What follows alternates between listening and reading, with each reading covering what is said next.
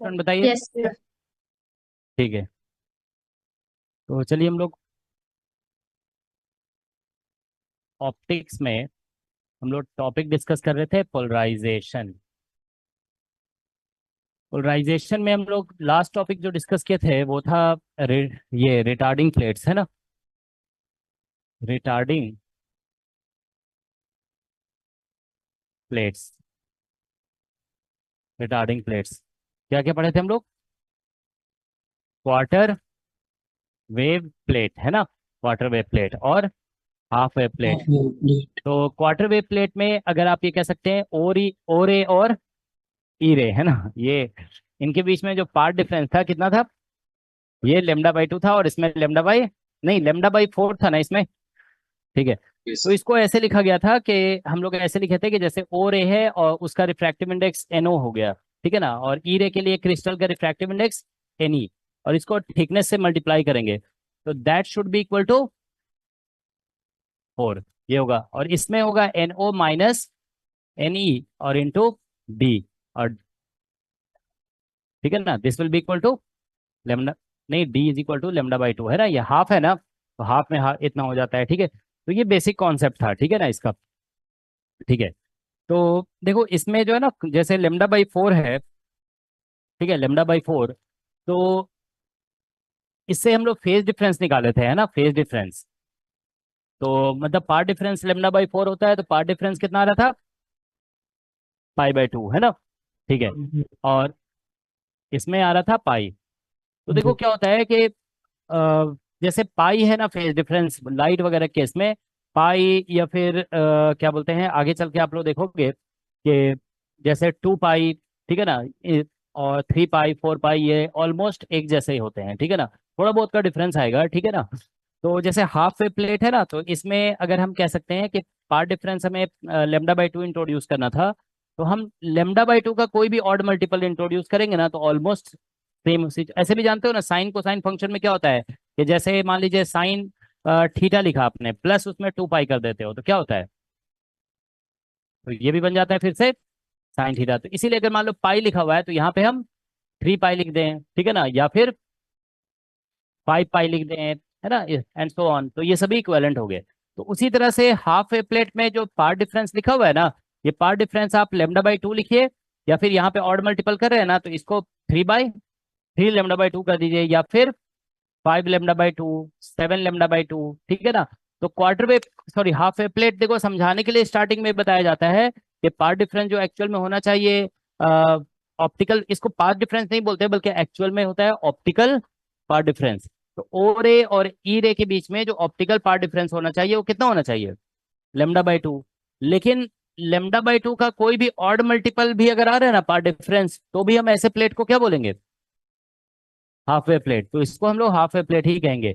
उसी तरह से यहाँ पे देखिए कि जैसे पाई बाय टू है, ठीक है ना, तो पाई बाय टू में अगर पाई, आप पाई और सॉरी टू पाई ऐड कर दोगे, जैसे इसमें कितना ऐड हो रहा है? थ्री, टू पाई ही तो ऐड हो रहा है ना, तो इसमें पाई बाय टू, सॉरी इसमें ऐड कर दो टू पाई, तो कितना हो जाएगा ये? फाइव हो जाएगा ना, फाइव हो जाएगा, ठीक है ना। तो मतलब ऐसा कह सकते हैं फाइव पाई बाई टू हो जाएगा, ठीक है। फिर टू पाई इसमें ऐड करोगे तो मतलब चार बढ़ गया ना इधर, तो ये हो जाएगा नाइन पाई बाई टू। तो ये सभी इक्वेलेंट है, समझ गए ना, क्योंकि साइन को साइन फंक्शन होता है ना जनरली वेव में। तो वेव में अब सभी सभी समझ रहे हो ना, कोई भी इलेक्ट्रोमैग्नेटिक वेव लिखेंगे तो उसमें फंक्शन कौन सा होगा? फंक्शन जो होगा वो साइन या कोसाइन होगा, ठीक है ना। तो साइन को साइन में टू पाई ऐड करने से कोई फर्क नहीं पड़ता है, ठीक है ना। तो इसी तरह से यहाँ पे भी जैसे आप देखिए टू पाई ऐड करोगे ना तो वो सभी इक्विवेलेंट माने जाएंगे। तो हम ये कह सकते हैं कि देखो क्वार्टर वेव प्लेट एक ऐसा प्लेट है, एक ऐसा रिटार्डिंग प्लेट बोला जाता है इसे, एक ऐसा रिटार्डिंग प्लेट है जो उसके अंदर मूव करने वाले दो रेज जो होते हैं ओ रे और ई रे, उनके बीच में कितना पार्ट डिफरेंस इंट्रोड्यूस करेगा? उनके बीच में path difference lambda by four introduce करेगा, या हम बोलते हैं phase difference pi by two, या फेज डिफरेंस ये सब भी बोल सकते हो आप। उसी तरह से पार्ट डिफरेंस को भी आप ये सब ही बोल सकते हो, जैसे इसके इक्वेलेंट तो चलो लेमडा बाई फोर आ गया था, इसके इक्वेलेंट आ जाएगा फाइव लेमडा बाई फोर, इसके इक्वेलेंट आ जाएगा नाइन लेमडा बाई फोर, क्योंकि देख रहे हो ना तुम ये बस फाइव के मल्टीपल में आता जा रहा है, तो जो फेज डिफरेंस में फाइव का मल्टीपल आ रहा है ना, तो पार्ट डिफरेंस में भी फाइव का मल्टीपल आएगा। Is that okay? तो आप ये ध्यान रखेंगे क्वार्टर वेव प्लेट के लिए ये सभी कह सकते हो पार्ट डिफरेंस हो सकता है, ये भी हो सकता है, ये भी हो सकता है, ये भी हो सकता है, ठीक है ना। उसी तरह से हाफ वेव प्लेट के लिए पार्ट डिफरेंस λ/2 भी हो सकता है, फिर उसके बाद 5 λ/2 एंड सो ऑन, सॉरी 3 λ/2, 5 λ/2, इस तरह से, ठीक है ना। तो देखिए क्या होगा कि अगर सपोज करो हम इस चीज को इससे इक्वेट करके डी का वैल्यू अगर निकालते हैं, तो डी का वैल्यू कितना निकलेगा, लेमडा डिवाइडेड बाई 4 और फिर multiplied by N O into N E. इससे अगर निकालोगे इस वाले से, तो इससे जो निकला उसका क्या निकलेगा, 5 टाइम्स, 5 टाइम्स निकल जाएगा ना। तो मतलब आप कह सकते हो कि एक एक मतलब मान लो कोई क्रिस्टल है, एनाइसोट्रोपिक क्रिस्टल, ये अगर क्वार्टर वेव प्लेट की तरह बिहेव कर रहा है ना, क्वार्टर वेव प्लेट की तरह, तो फिर सेम मटेरियल का दूसरा क्वार्टर वेव प्लेट जो होगा वो इससे कितना होगा, 5 टाइम्स ज्यादा होगा थिकनेस में। कभी कभी ऐसा हो सकता है, ठीक है, एग्जाम में ऐसा क्वेश्चन पूछ दिया गया कि दो क्वार्टर वेव प्लेट हैं, they are made of same material but their thickness is not same, so what is ratio of their thickness, what can be possible ratio of their thickness. तो ratio जो होगा वो इस तरह से होगा 1:5:9, इस तरह का रेशियो होगा, ठीक है ना। मान लो ऑप्शन में 1:5 दिया ही नहीं है, पता चला दे दिया 5:9, तो वो भी आंसर सही हो जाएगा, क्योंकि इसका मतलब रेशियो इस और इसको लेकर के बताया जा रहा है, ठीक है। तो आप ये ध्यान रखोगे कि क्वार्टर वेव प्लेट का थिकनेस जो है ना इस रेशियो में होंगे। यहाँ से अगर 1 ले, इसको हम 1 कह दें, तो यहाँ पे 5 आ जाएगा 9। उसी तरह से हाफ वेव प्लेट का थिकनेस समझ में आ रहा है ना सभी को। देखो थिकनेस हम निकालेंगे ना, तो इसको हम इससे या तो इक्वेट करेंगे, फिर या तो हम इस चीज को इक्वेट इससे करेंगे या इससे करेंगे। समझ में आ रहा है सभी को, ठीक है ना। तो इन सभी से इक्वेट जब करेंगे तो हमें थिकनेस मिलेगा। ओके, तो थिकनेस, डिफरेंट थिकनेस पॉसिबल है। ओके, तो एग्जाम में जानते हो ज्यादातर जो क्वेश्चन पूछा जाता है ना, वो ये पूछा जाता है what is the minimum thickness. Minimum, तो मिनिमम के लिए फिर क्या करेंगे, हाँ तो मिनिमम के लिए फिर ऐसा कर देंगे। इज दैट ओके, मैथमेटिक्स है बस, सिंपल सा, ठीक है ना। तो इसीलिए ध्यान रखेंगे जो हम लोग लास्ट क्लास में जो पढ़े थे ना, ठीक है ना, डी इज इक्वल टू क्या पढ़े थे, ऐसे लिखे थे जैसे मान लो क्वार्टर वेव प्लेट के लिए, क्वार्टर वेव प्लेट के लिए हम लोग ये वाला यूज कर दिए थे ना, तो डी इज इक्वल, हाँ N O minus N E लिख दिए थे, और यहाँ पे 4 आ गया था, ठीक है ना, 4, ठीक है ना 4। तो ये आप ध्यान रखेंगे, ये कैसा थिकनेस है, मिनिमम है, मिनिमम थिकनेस ऑफ, ठीक है। उसी तरह से हाफ वेव प्लेट के लिए अगर हम देखें, तो हाफ वेव प्लेट के लिए डी मिनिमम जो आ रहा है, D minimum that was equal to lambda divided by यहाँ पे 2 times N O minus N E, ठीक है ना, ये 2 टाइम्स है। ओके, ठीक है। तो ये एग्जांपल्स हैं क्वार्टर और हाफ वेव प्लेट का, ठीक है ना। अब जैसे हम लोग देखो क्वार्टर और हाफ वेव प्लेट पढ़े थे, मतलब समझ रहे हो ना, हमारा टॉपिक चल रहा था एनाइसोट्रोपिक क्रिस्टल का, उसमें ये बताया गया था कि कुछ क्रिस्टल ऐसे होते हैं जिसके अंदर जब लाइट जाती है तो दो पार्ट में स्प्लिट हो जाती है, ठीक है ना, दो पार्ट में स्प्लिट होती है, एक को बोलते हैं हम लोग ई रे और एक को बोलते हैं ओ रे, ठीक है ना। तो एक्स्ट्रा ऑर्डिनरी और इसका ऑर्डिनरी, इसको पता है एक्स्ट्रा ऑर्डिनरी क्यों बोलते हैं, एक्स्ट्रा ऑर्डिनरी मतलब नॉर्मल से थोड़ा हट के बिहेवियर होगा तो उसको क्या बोलेंगे, एक्स्ट्रा ऑर्डिनरी। तो इसका नाम एक्स्ट्रा ऑर्डिनरी, ऑर्डिनरी जो है ना, हाइगन, तुम लोगों ने नाम सुना है ना, हाइगन प्रिंस, हाइजेन बोलो या हाइगन जो भी है ना, क्या प्रोनाउंस करते हैं, हाइजेन, हाइगन है ना। तो हाइगन प्रिंसिपल उसका हो सकता है प्रोनाउंसिएशन कुछ बिल्कुल अलग भी हो सकता है। हम लोग जैसे हाइगन बोल रहे हैं ना, हो सकता है एक्चुअल प्रोनाउंसिएशन कुछ अलग होगा। जैसे तुम लोग ये जानते हो ना, जैसे हम लोग डी ब्रोगली बोलते हैं, हम बताए थे ना तुम लोग को, actual pronunciation is D Broglie, ठीक है ना, डी ब्रॉय है उसका, ब्रोगली तो एल तो है ही नहीं है डी ब्रॉय है, ठीक है, alright.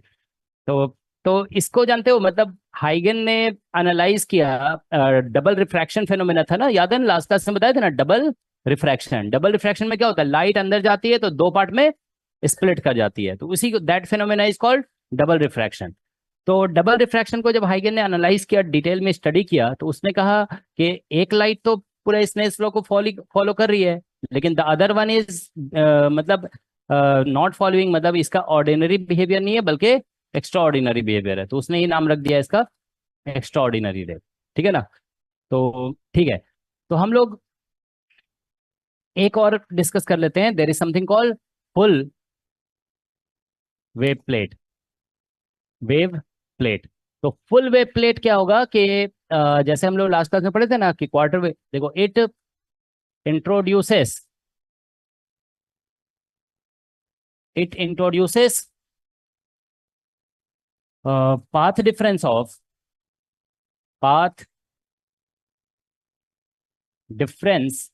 Of lambda between O ray and E ray, ठीक है ना। It introduces path difference of lambda between O ray and E ray, ठीक है ना। ठीक है, so that is the main thing here. तो पार्ट डिफरेंस जैसा कि बताया गया कि दोनों ओ रे और ई रे का जो रिफ्रैक्टिव इंडेक्स है उसका हम लोग डिफरेंस लेंगे, फिर इसको मल्टीप्लाई कर देंगे डी से, और दैट इज इक्वल टू कितना आ जाएगा, लेमडा। अब फिर से ये वही बात है, यहाँ लेमडा है ना, तो फिर और पॉसिबिलिटीज क्या होगा। अच्छा, पार्ट डिफरेंस जो हम लोग लिख रहे हैं लेमडा, तो फेज डिफरेंस कितना होगा, what is the phase difference, 2 पाई। 2 पाई होगा, है ना। ठीक है, तो यहाँ पे पार्ट डिफरेंस इतना लिखोगे, अगर यहाँ पे तुम्हें फेज डिफरेंस लिखना है ना, तो मैं ऐसे भी कह सकते हो, क्योंकि देखो ये ध्यान रखोगे, हम लोग लास्ट क्लास में पढ़े थे कि फेज डिफरेंस का एक फॉर्मूला होता है, that is equal to 2 pi by lambda और इनटू पार्ट डिफरेंस, ठीक है। अच्छा, ये ध्यान रखोगे, इंटरव्यू में जानते हो क्वेश्चंस कैसे होते हैं, जैसे मान लो तुमने ये फॉर्मूला लिखा, तो वो तुमसे पूछेंगे कैसे आया ये फॉर्मूला, एक्सप्लेन करो। हम्म, हाँ, मतलब वो बोल देंगे तुम्हें कि कैन यू एक्सप्लेन इट के हाउ दिस फॉर्मूला कम्स, या फिर ऐसे पूछ देंगे इसका जनरल मतलब, इस ये तो ऐसा लग रहा है ना कि देखो एक्स यूज हो रहा है यहाँ पे, अब पूछ देंगे तुमसे कि 3 डायमेंशन में इसको कैसे लिखोगे।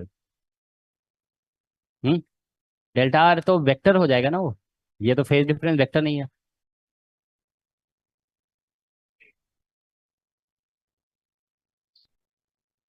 के डॉट आर, नहीं, उसको फिर ऐसे लिखेंगे 2 पाई बाय लेमडा के हो जाता है, होता है ना, तो इसको लिख देते हैं फिर 3 डायमेंशन में ऐसे, देखो के वेक्टर और डॉट डेल्टा आर,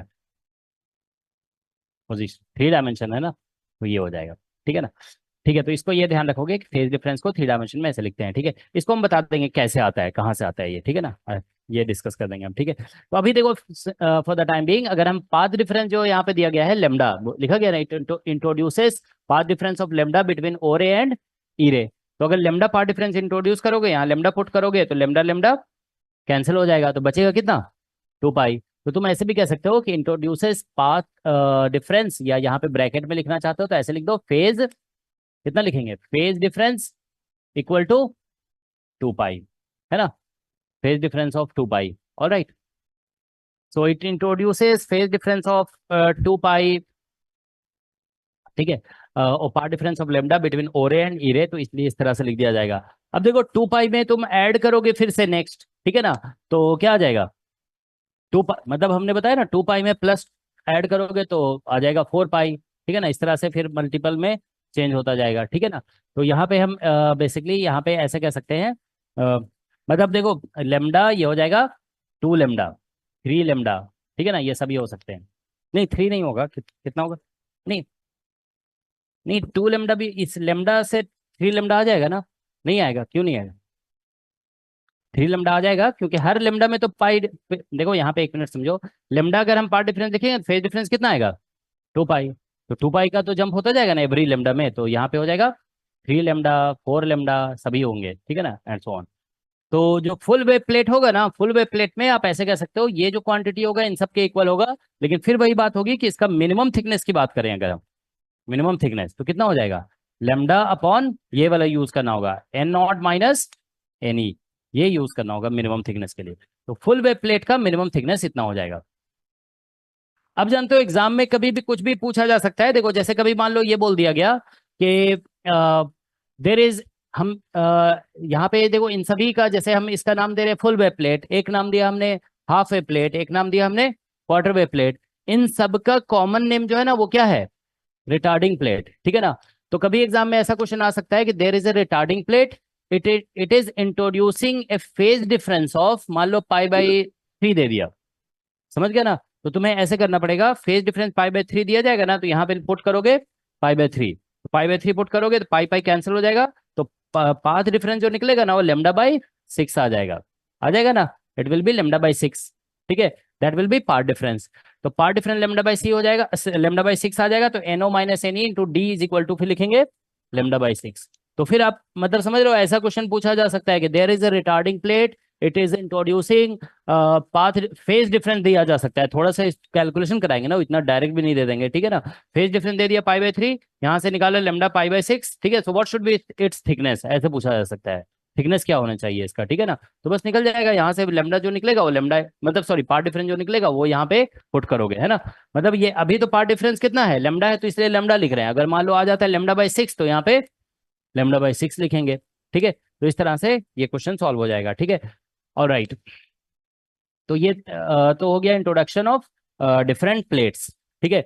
अब लेकिन कुछ हम लोग देखो नेक्स्ट डिस्कस करने जा रहे हैं कि इन प्लेट्स का हम लोग यूज कैसे करेंगे, ठीक है ना, मेन पर्पस क्या है इसका, ठीक है। तो देखो इन सभी प्लेट्स का यूज जो है ना आप मैथमेटिकली भी समझ सकते हो, ठीक है ना।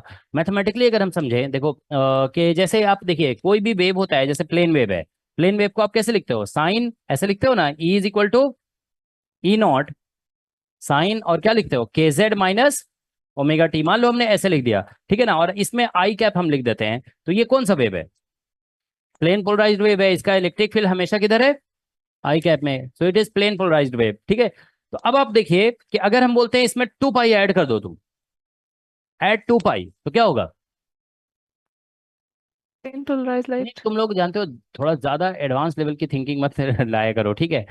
देखो क्या है कि सिंपल मैथमेटिक्स पूछ रहे हैं ना अभी हम ऐसे बोल रहे हैं कि देखो इसमें 2 पाई ऐड करेंगे, तो साइन 2 पाई प्लस थीटा क्या होता है, साइन साइन थीटा ही हो थीटा। जाएगा, हो जाएगा ना।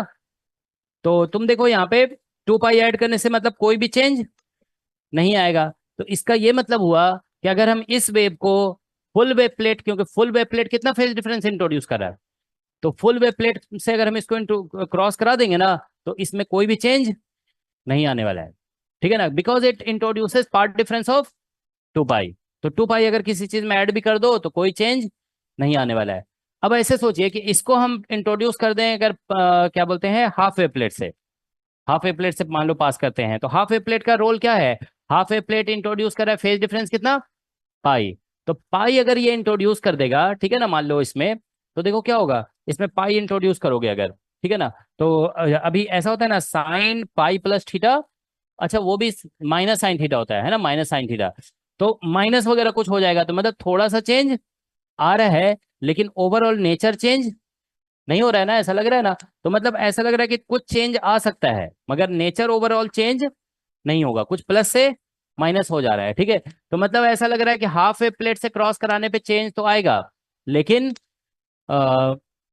फुल वेव प्लेट से क्रॉस कराने पे कोई चेंज नहीं आएगा, ठीक है। तो इस तरह से जानते हो मैथमेटिक्स के अकॉर्डिंग हम समझ जाएंगे, क्योंकि देखो हम लोग एक्सपेरिमेंट तो कर नहीं रहे ना, ये सब क्या है, these are experimental physics, experimental physics है ना, क्योंकि आप जब एक्सपेरिमेंट करोगे तब समझोगे ये, ठीक है।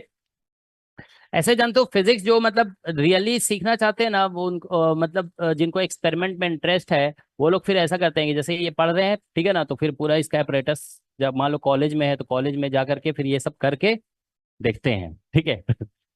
ठीक है, Faraday use to do do this, ठीक है। हमने जानते हो फैराडे की एक बायोग्राफी की बुक पढ़ी, तो उसमें लिखा हुआ था कि एक बुक, एक केमिस्ट्री की मतलब उस टाइम का जो मतलब लीडिंग साइंटिस्ट थे ना, उन्होंने एक बुक लिखी थी, हम्फ्री डेवी नाम था उसका, हम्फ्री डेवी नाम सुना होगा आप लोगों ने। तो जानते हो उसमें मतलब कलेक्शन ऑफ सम एक्सपेरिमेंट्स था, मतलब जो रीसेंट मतलब समझ रहे हो, रिसर्च में जो चल रहा था, बुक वाले एक्सपेरिमेंट नहीं जो बुक में लिखे रहते हैं, रिसेंट एक्सपेरिमेंट की बुक उसने पब्लिश की थी हम्फ्री डेवी ने। तो उसने फैराडे ने जानते हो पूरे सारे एक्सपेरिमेंट खुद से करा था उसने, ठीक है, करके उसने वेरीफाई किया था। ठीक है। तो चलो ठीक है, तो हम लोग अब इसका यूज करते हैं, ठीक है ना, यूज ऑफ, या देखो ऐसे लिखते हैं, ठीक है, देखो effect of half wave, sorry retarding plates, ऐसे लिखते हैं, ठीक है ना, effect of retarding plates on, ठीक है, effect of retarding plates on light crossing it, ठीक है।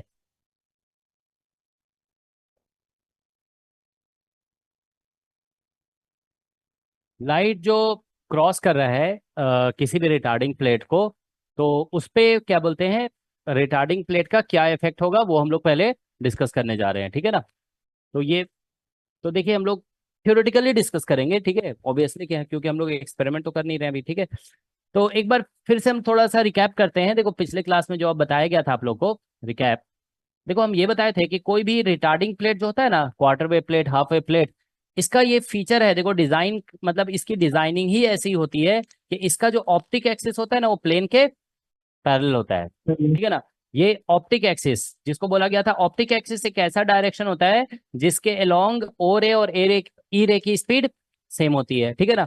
तो मतलब ये बिल्कुल प्लेन के पैरेलल ही बनाया जाता है, ठीक है। अब ये पैरेलल इधर हो या इधर भी हो सकता है, ऐसा भी हो सकता है कि जैसे मान लीजिए आपने एक बनाया, क्या बनाया, क्वार्टर वेव प्लेट, तो ये ऐसा हो सकता है, it can be something like this, हो सकता है ना। ये इस तरह से ऑप्टिक एक्सिस इस तरह से होगा, लाइट ऐसे इंसिडेंट कर रहा है, ठीक है ना।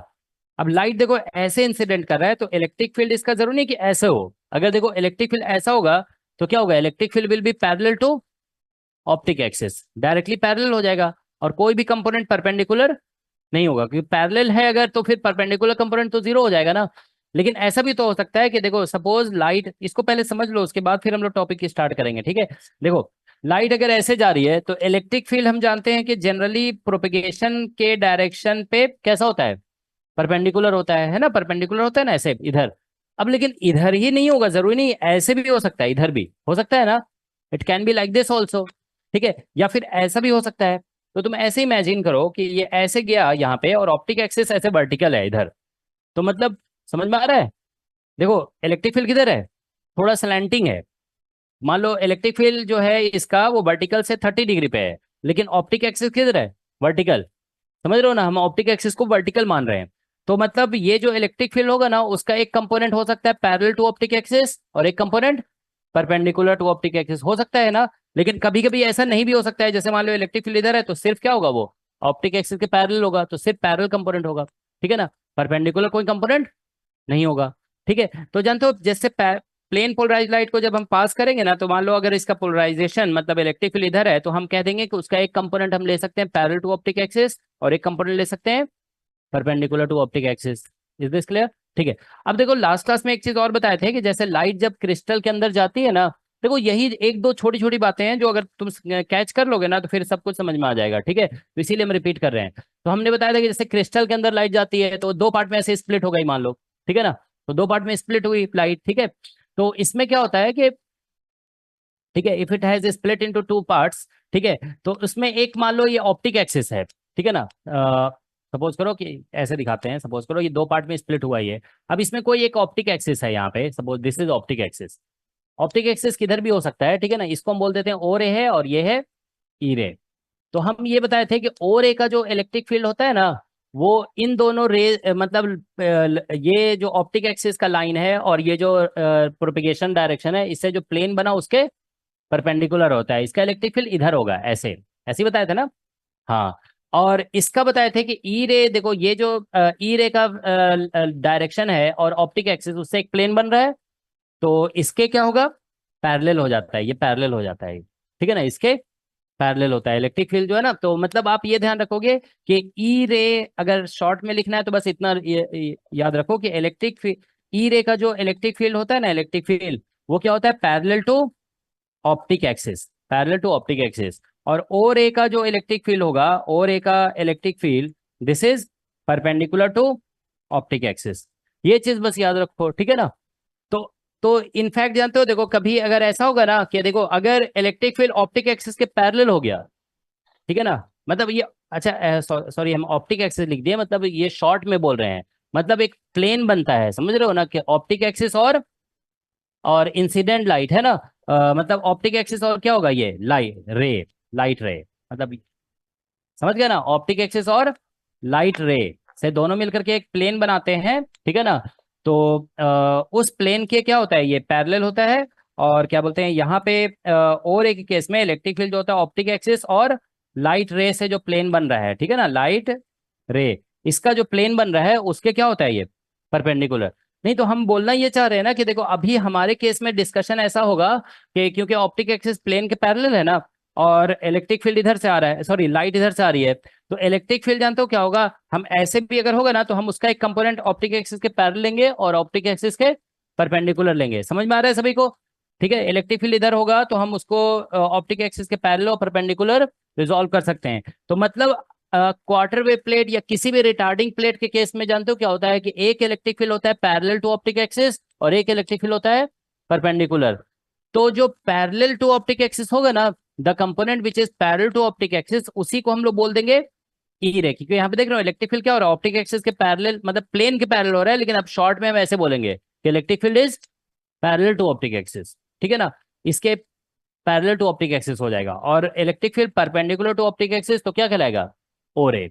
बस इतना ध्यान रखोगे तो यहाँ पे मोस्टली ऐसा ही होने वाला है। ठीक है, इलेक्ट्रिक फील्ड का जो कंपोनेंट आएगा ये ऐसे लिख देंगे, electric field is parallel to optic axis और electric field is perpendicular to optic axis. Detail में अगर बोलोगे तो क्या एक्चुअल में क्या होगा, ऑप्टिक एक्सिस और लाइट रे के प्लेन के परपेंडिकुलर और पैरेलल होता है, लेकिन अभी शॉर्ट में ऐसे ही बोल देंगे ये पैरेलल टू ऑप्टिक एक्सिस होगा और परपेंडिकुलर टू ऑप्टिक एक्सिस। समझ में आ रहा है सभी को?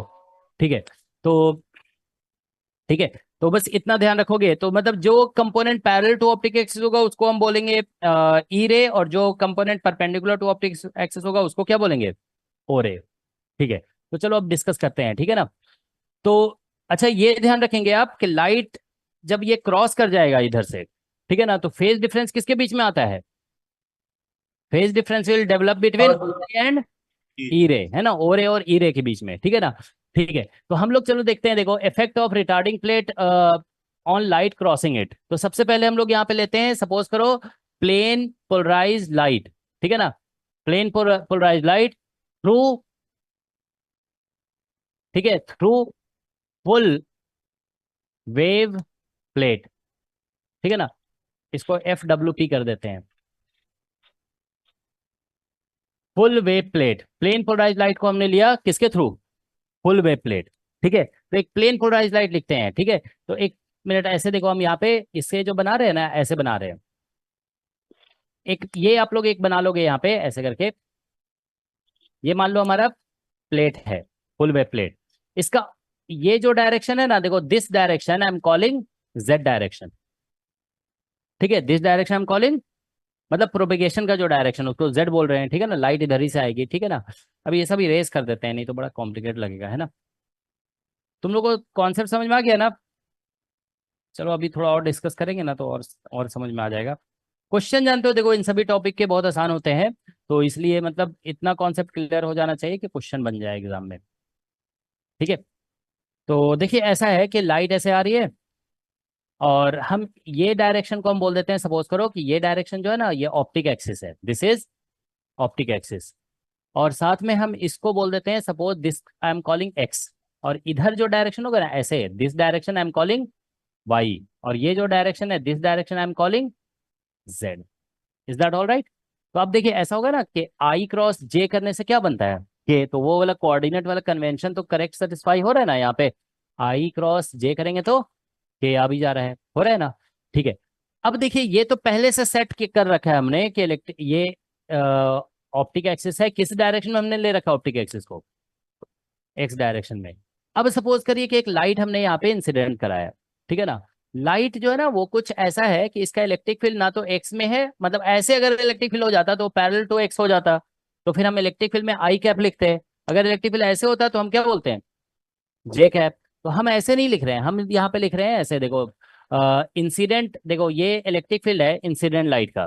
ठीक है, देखो ऐसे लिखेंगे ई नॉट, सपोज या ऐसे लिख दो, एक मिनट रुको, समथिंग ए आई कैप और let's say sign k z minus omega T, is that okay, और प्लस बी जे कैप और sine k z minus omega T. कौन सा लाइट है ये, पीएल। ये मत सोचोगे कि एम्पलीट्यूड अलग हो गया तो ये ईपीएल हो गया। ईपीएल किसी ने बोला भी अभी, है ना, पीपीएल बोला। ठीक है, तो तो देखो क्या है ये, आप लोग ये ध्यान रखेंगे कि इसमें भी साइन है और इसमें भी साइन है, दोनों में साइन है ना, तो कोई फेज में कोई डिफरेंस नहीं है। तो देखो ऐसा होता है कि जब भी दो प्लेन पोलराइज लाइट को मिक्स करते हैं ना, पिछले क्लास में बताए थे ना ये बात, कि दो प्लेन पोलराइज लाइट आप मिक्स करोगे और उसके बीच में अगर कोई भी फेज डिफरेंस नहीं है तो क्या बनता है, प्लेन पोलराइज लाइट ही बनता है। ठीक है ना, ये ध्यान रखेंगे, ये लास्ट क्लास में बताया गया था, plane polarise light in X direction plus plane polarise light in Y direction, ठीक है ना। और इसमें फेज डिफरेंस कितना है, phase difference equal to N pi, अगर एन पाई का फेज डिफरेंस है, ठीक है ना, दोनों के बीच में, तो ये इससे क्या बनता है, फिर प्लेन पोलराइज लाइट ही बनता है। एन पाई का फेज डिफरेंस अगर होगा ना, एन पाई मतलब कुछ भी हो सकता है, पाई, 2 पाई, 3 पाई, है ना, कुछ भी हो सकता है इसके इसके बीच में। तो वही तो है ना, यहाँ पे ये भी प्लेन पोलराइज है और ये भी प्लेन पोलराइज। एम्पलीट्यूड पे कोई कंडीशन नहीं होता है इसमें, ठीक है ना, एम्पलीट्यूड कुछ भी हो सकता है, ठीक है। तो फेज डिफरेंस अभी कितना हो रहा है दोनों के बीच में, जीरो, जीरो हो रहा है, ठीक है। तो ये प्लेन पोलराइज लाइट है, ठीक है ना।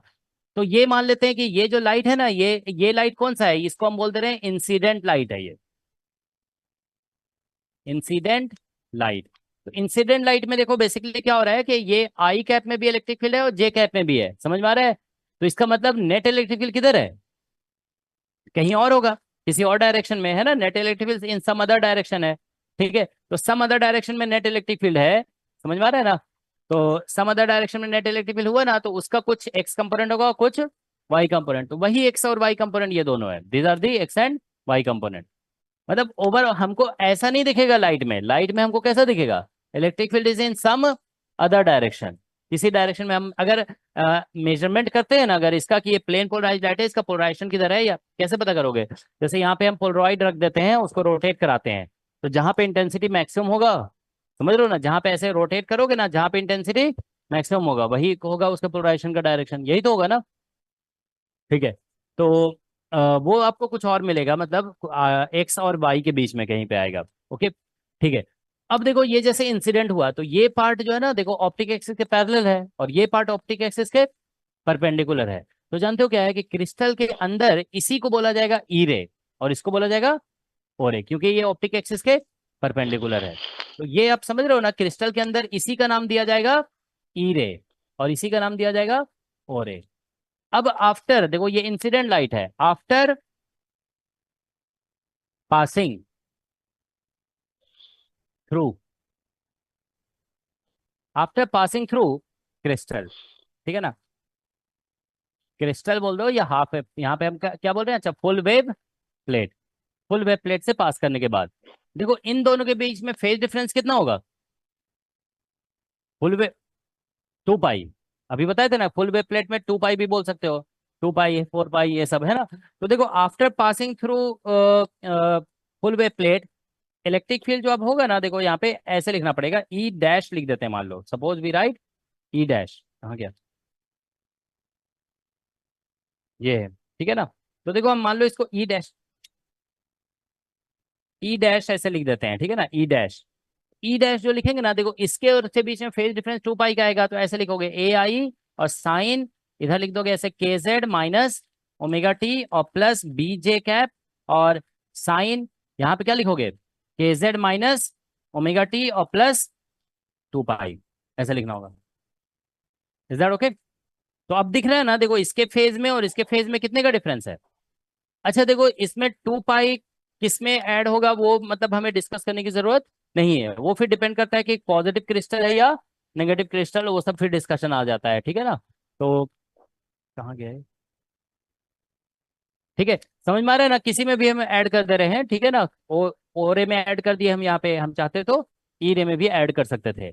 अब लेकिन देखो क्या हुआ कि ई डैश जो है ना, यहाँ पे इसको हम ओपन करेंगे, देखो साइन थीटा प्लस 2 पाई क्या होता है, साइन थीटा।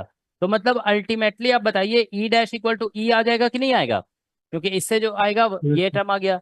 तो मतलब यहाँ से मैथमेटिकली देखो प्रूव हो रहा है कि ये जो फुल वेव प्लेट है ना, this I am calling full wave plate, ये क्या कर रहा है कि ओ रे और ई रे के बीच में जब 2 पाई का फेज डिफरेंस इंट्रोड्यूस कर रहा है ना, तो 2 पाई का फेज डिफरेंस इंट्रोड्यूस होने का मतलब यही होता है कि इसके फेज, इस पूरे टर्म को हम लोग फेज बोलते हैं ना, this whole term is called phase. तो इसके फेज में क्या हुआ, 2 पाई ऐड हो गया। तो तुम लोग देख रहे हो ना, मैथमेटिकली समझ में आ रहा है सभी को, मैथमेटिकली क्या हो रहा है कि 2 पाई जब आपने ऐड किया इसमें, तो फिर से वापस वही चीज आ गया।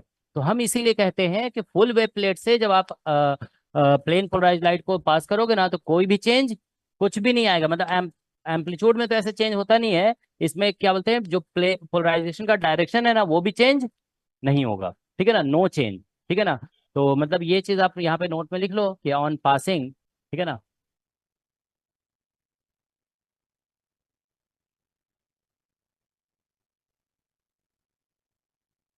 क्या?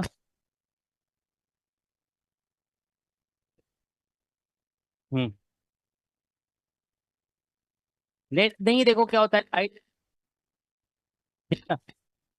तो हम ऐसा तो नहीं है ना कि ये इतना ज्यादा दूर हो गई कि एक रे को हम अलग से देख रहे हैं और एक को अलग से देख रहे हैं। तो थोड़ा बहुत डिफरेंस माइक्रोमीटर में होगा डिफरेंस। लेकिन जैसे जैसे जा तो रहा है साथ ही में ना, तो आपको दोनों का इफेक्ट जब भी हम जैसे हमारे आईज पे आके गिरेगा तो हमको क्या दिखेगा? एक रे थोड़ी दिखेगा, दोनों ही दिखेगा ना। मान लो माइन्यूट डिफरेंस भी अगर आ गया, गैप आ गया तो मान लो ऐसा होता है ना कि जैसे दो चार्ज है, एक चार्ज Q1 है और एक चार्ज Q2 है। अब दोनों यहाँ पे फील्ड प्रोड्यूस कर रहा है, तो तुम क्या करते हो? दोनों का ऐड करते हो कि नहीं? तो दो लाइट रे आ गया, दोनों लाइट रे वन और लाइट रे टू। वन भी इलेक्ट्रिक फील्ड प्रोड्यूस कर रहा है और टू भी प्रोड्यूस कर रहा है, लेकिन दोनों तो है तो एक ही जगह ना। मतलब थोड़ा बहुत गैप होगा दोनों के बीच में, ठीक है ना, थोड़ा बहुत मतलब गैप हो सकता है, ठीक है। लेकिन क्या बोलते हैं, है तो प्रेजेंट एक जगह, ठीक है। तो इसलिए हम टोटल तो निकालें, हमको तो टोटल इफेक्ट दिखेगा ही ना। अब मान लो हम इंटेंसिटी मेजर करेंगे तो ऐसा नहीं होता है कि मतलब यहाँ पे ऐसे परपेंडिकुलर में तो इसमें ऑप्टिक एक्सिस क्या लिया हमने? ऑप्टिक एक्सिस परपेंडिकुलर लिया ना, तो इसमें तो बिल्कुल स्ट्रेट ही चला जाता है, ठीक है ना। तो देखो इसमें क्या होगा कि इसमें दोनों सेम डायरेक्शन में ही जाते हैं, ठीक है ना। तो इसमें डेविएशन नहीं होता है। अदर जैसे ऑप्टिक एक्सिस किसी और डायरेक्शन में होता है ना, जैसे क्रिस्टल में इधर होता है ऑप्टिक एक्सिस, तो फिर वो अलग अलग डायरेक्शन में चले जाते हैं, ठीक है ना। तो इसमें तो सेम डायरेक्शन में ही जाएंगे, लेकिन अलग डायरेक्शन में भी जाते हैं ना तो थोड़ा ही अलग जाते हैं, बहुत ज्यादा डिफरेंस नहीं होता है, ठीक है ना। All right. हम्म। नहीं, ये परपेंडिकुलर वाला में भी हम बता देंगे। जैसे ऑप्टिक एक्सिस जानते हो, देखो क्या होता है कि ऑप्टिक एक्सिस जब प्लेन के पैरेलल होता है ना, मतलब प्लेन के पैरेलल, और तो लाइट को आपने मतलब ये क्या क्या किया गया है, देखो optic axis is exactly parallel to the plane. तो इस केस में जानते हो ये मतलब स्ट्रेट दोनों जाते हैं, बोथ विल गो स्ट्रेट। इसको जानते हो वेव कंस्ट्रक्शन, वेव फ्रंट के कंस्ट्रक्शन से एक्सप्लेन कर दिया जाता है, ठीक है ना, कि they will go in same direction.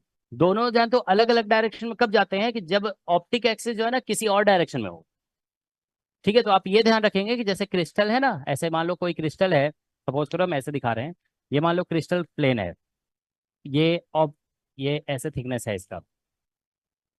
अगर ऑप्टिक एक्सिस प्लेन के पैरेलल है, इस तरफ, ये ऑप्टिक एक्सिस है, और आप लाइट को ऐसे इंसिडेंट कर रहे हो, तो ई रे और ओ रे दोनों सीधा ही चले जाते हैं। ई रे भी ऐसे ही जाएगा और ओ रे भी, कोई मतलब स्प्लिटिंग वगैरह इसमें नहीं होती है, ठीक है ना। और अगर ऐसा हुआ, देखो ऑप्टिक एक्सिस हम बताए थे ना कि ये क्रिस्टल का कोई पर्टिकुलर डायरेक्शन होता है। तो क्रिस्टल को हमने बताया ना कि क्रिस्टलोग्राफर्स ने ऐसा कट किया है कि ऑप्टिक एक्सिस अभी क्या हो रहा है, प्लेन के पैरेलल है। तो आप ध्यान रखेंगे ई रे ओ रे दोनों सेम डायरेक्शन में जाएंगे इसमें, ठीक है ना। और ठीक है, अगर ऐसा होता है, देखो जैसे मान लीजिए हमने, एक मिनट अभी देखो बता देते हैं। ये अगर सपोज करो कि हमारा हमारे पास क्रिस्टल है, हमने लिया ऑप्टिक एक्सिस को इधर ले लिया ऐसे, this is optic axis, optic axis भी इधर ही है, समझ गए, और फिर तुम लाइट को परपेंडिकुलर इंसिडेंट करा रहे हो, ठीक है ना, तो भी दोनों के दोनों एक ही डायरेक्शन में जाएंगे, ऐसे होंगे, ठीक है ना। ओ रे भी इधर जाएगा और ई रे भी, ओ रे और ई रे, ओ और ई दोनों सेम डायरेक्शन में जाएंगे। अलग डायरेक्शन में कब जाते हैं पर्टिकुलरली, देखो इसमें ऑप्टिक एक्सिस किधर है, समझ में आ रहा है? Optic axis is normal to the plane, और यहाँ पे ऑप्टिक एक्सिस किधर है, पैरेलल टू द प्लेन। दोनों केस में ये जो है ना डिवाइड नहीं होता है, it goes in same direction.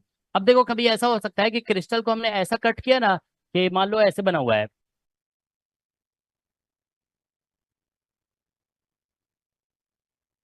Optic axis समझ रहे हो ना, क्रिस्टल का एक प्रॉपर्टी है, समझ गए ना, optic axis is a property of crystal, जिसमें क्या बोलते हैं वो जिस डायरेक्शन में ओ रे और ई रे की स्पीड सेम होती है, तो वो क्रिस्टलोग्राफर कट करते हैं उस तरीके से, ठीक है ना।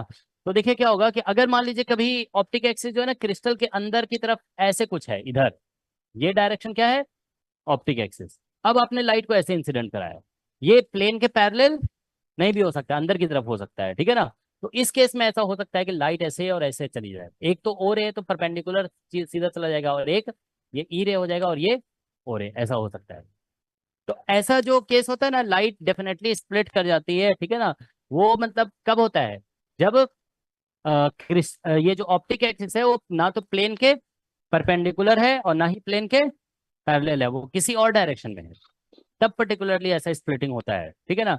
तो हम लोग जो क्वार्टर वेव प्लेट बनाते हैं ना, तो क्वार्टर वेव प्लेट में क्या होता है कि ऑप्टिक एक्सिस को पैरेलल लिए, तो इसमें जो है ना क्या है कि स्प्लिटिंग नहीं होती है, मतलब ऑलमोस्ट लाइट रेज जो है ना दोनों सेम डायरेक्शन में ही चल रहे होते हैं। तो लाइट रेज सेम डायरेक्शन में चल रहे हैं, तभी तो दोनों का बोलते हैं ना कि ये एक ट्रेवल किया थिकनेस डी, तो दूसरा भी ट्रेवल किया थिकनेस डी। ठीक है ना। तो ये दो केसेस में ध्यान रखोगे। ऑप्टिक एक्सिस ये बना लोगे फिगर, ठीक है ना।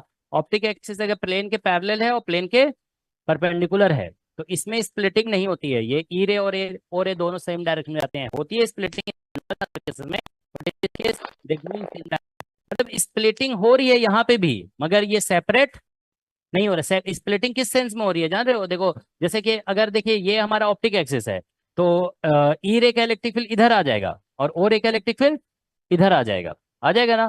तो इसीलिए दो इलेक्ट्रिक फील्ड अलग अलग डायरेक्शन में होंगे यहाँ पे, एक का इधर होगा एक का इधर होगा, तो उस सेंस में स्प्लिटिंग है, ठीक है ना। लेकिन क्या बोलते हैं, जा रहे हैं वो दोनों साथ साथ, ठीक है ना। ऑलराइट, अब देखो यहाँ पे सर ये ऑप्टिक एक्सिस क्या होता है? ऑप्टिक एक्सिस हम बताए थे पिछले क्लास में कि ऑप्टिक एक्सिस एक डायरेक्शन होता है क्रिस्टल के अंदर, ठीक है ना, जिसमें ई रे और ओ रे का स्पीड इक्वल होता है, ठीक है। तो ये चीज अभी ध्यान में रखो तुम लोग, ठीक है ना। इन दोनों केसेस में क्या हो रहा है, इन दोनों केसेस में नो स्प्लिटिंग, इन दोनों केसेस में नो स्प्लिटिंग, और इसमें क्या हो रहा है, स्प्लिटिंग हो रहा है। इस इन दोनों केसेस में क्या था, optic axis either parallel, either parallel और परपेंडिकुलर टू प्लेन। किसके, कौन सा प्लेन, प्लेन ऑफ क्रिस्टल है ना, या ये रिटार्डिंग प्लेट है ना, ऐसा कह सकते हैं। रिटार्डिंग प्लेट जो है ना उसका, ऑफ रिटार्डिंग प्लेट,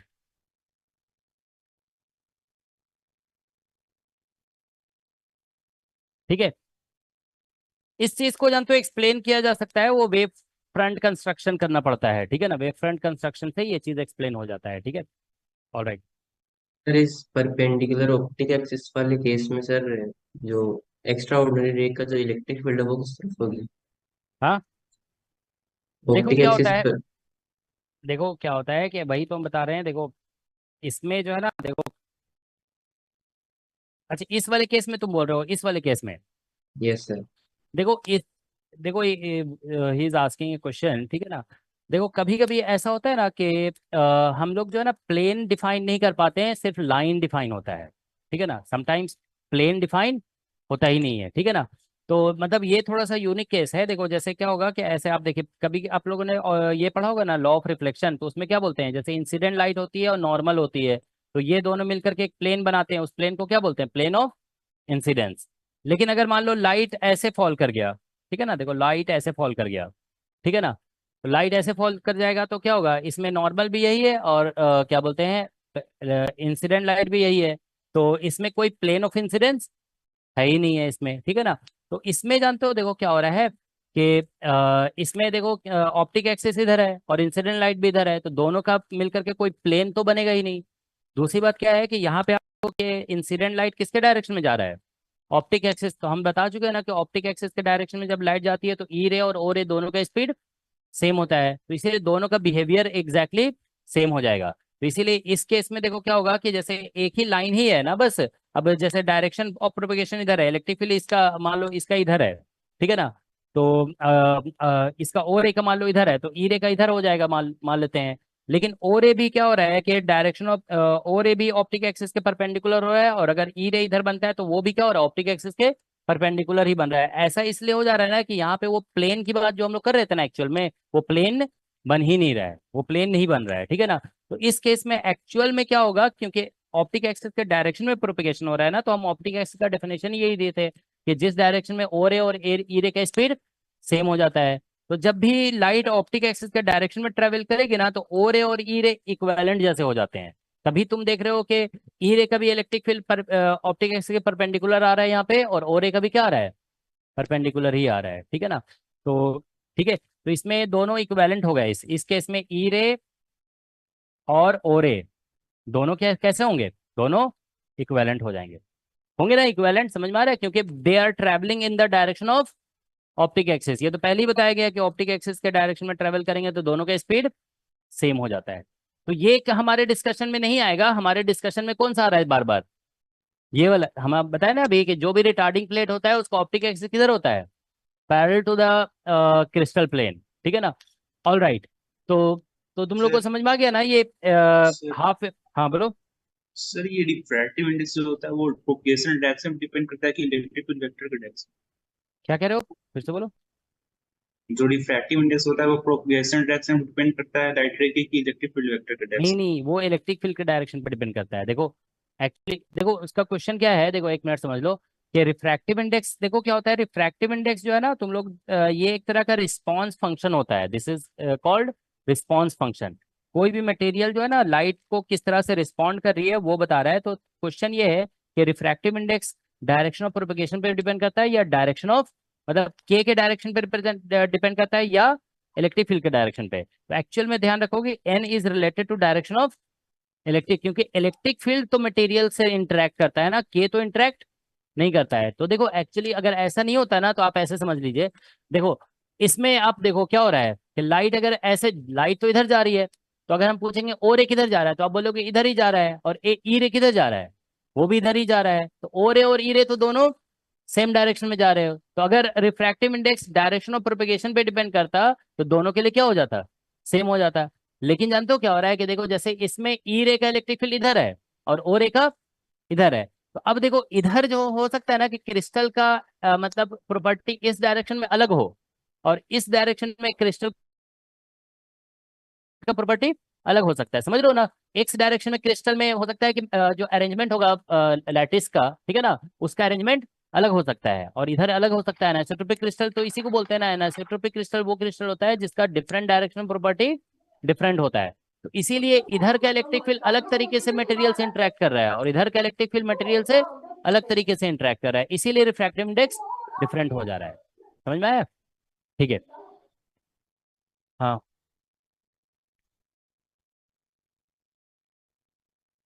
तो बाहर डिफाइन करने की जरूरत है, हाँ दोनों ही बाहर तो कोई ऐसा मतलब नहीं है, ठीक है ना। तो वो सर मेनली यही अलग हो रहा है अलग ना, देखो मेनली यही हो रहा है ना कि वो इंट्रैक्शन क्रिस्टल से इलेक्ट्रिक फील्ड इंटरेक्ट कर रहा है अलग तरीके से। इलेक्ट्रिक फील्ड अलग अलग तरीके से इंटरेक्ट कर रहा है, इधर का इलेक्ट्रिक फील्ड अलग अलग तरीके से इंटरेक्ट कर रहा है, इधर का अलग तरीके से इंटरेक्ट कर रहा है।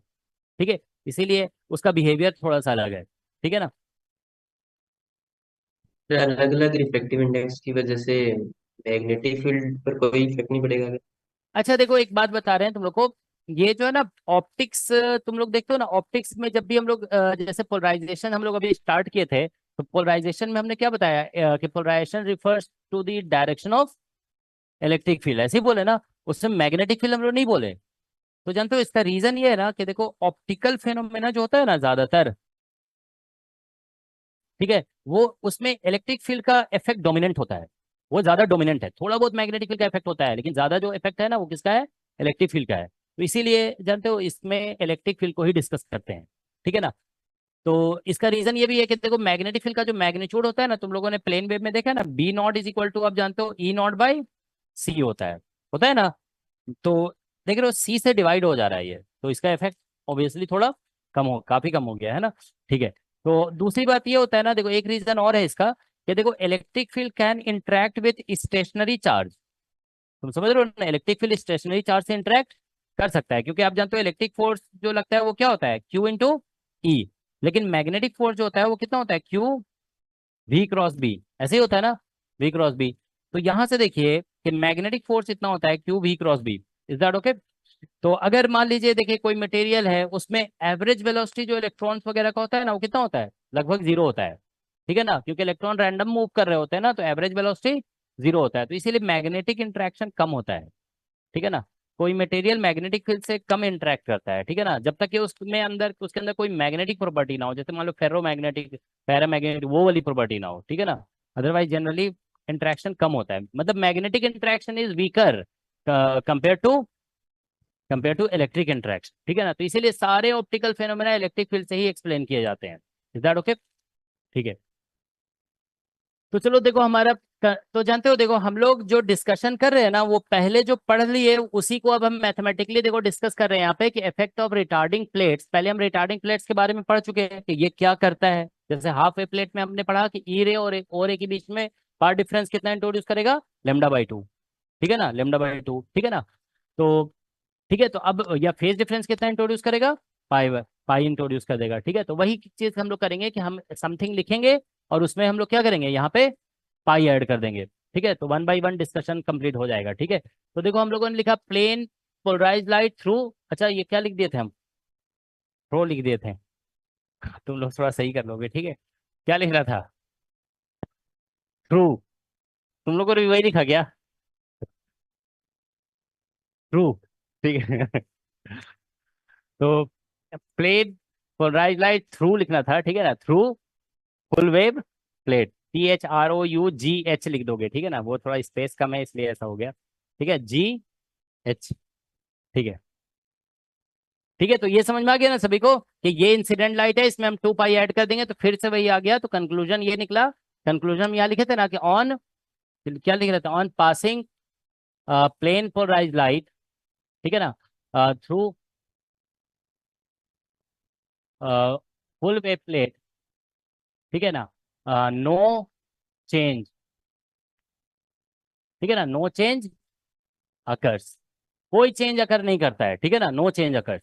ठीक है, तो इसमें अच्छा ये ध्यान रखोगे कि जैसे इसकी इंटेंसिटी I0 है ना, तो ये जो रिटार्डिंग प्लेट्स होते हैं ना, ये किसी लाइट को एब्जॉर्ब नहीं करते हैं, ये ट्रांसपेरेंट क्रिस्टल होते हैं। ठीक है ना, तो अगर इंटेंसिटी I0 है तो ये इसका इंटेंसिटी कितना रहेगा, I0। तो ये चीज आप ध्यान रखना है कि intensity of light, intensity of light does not change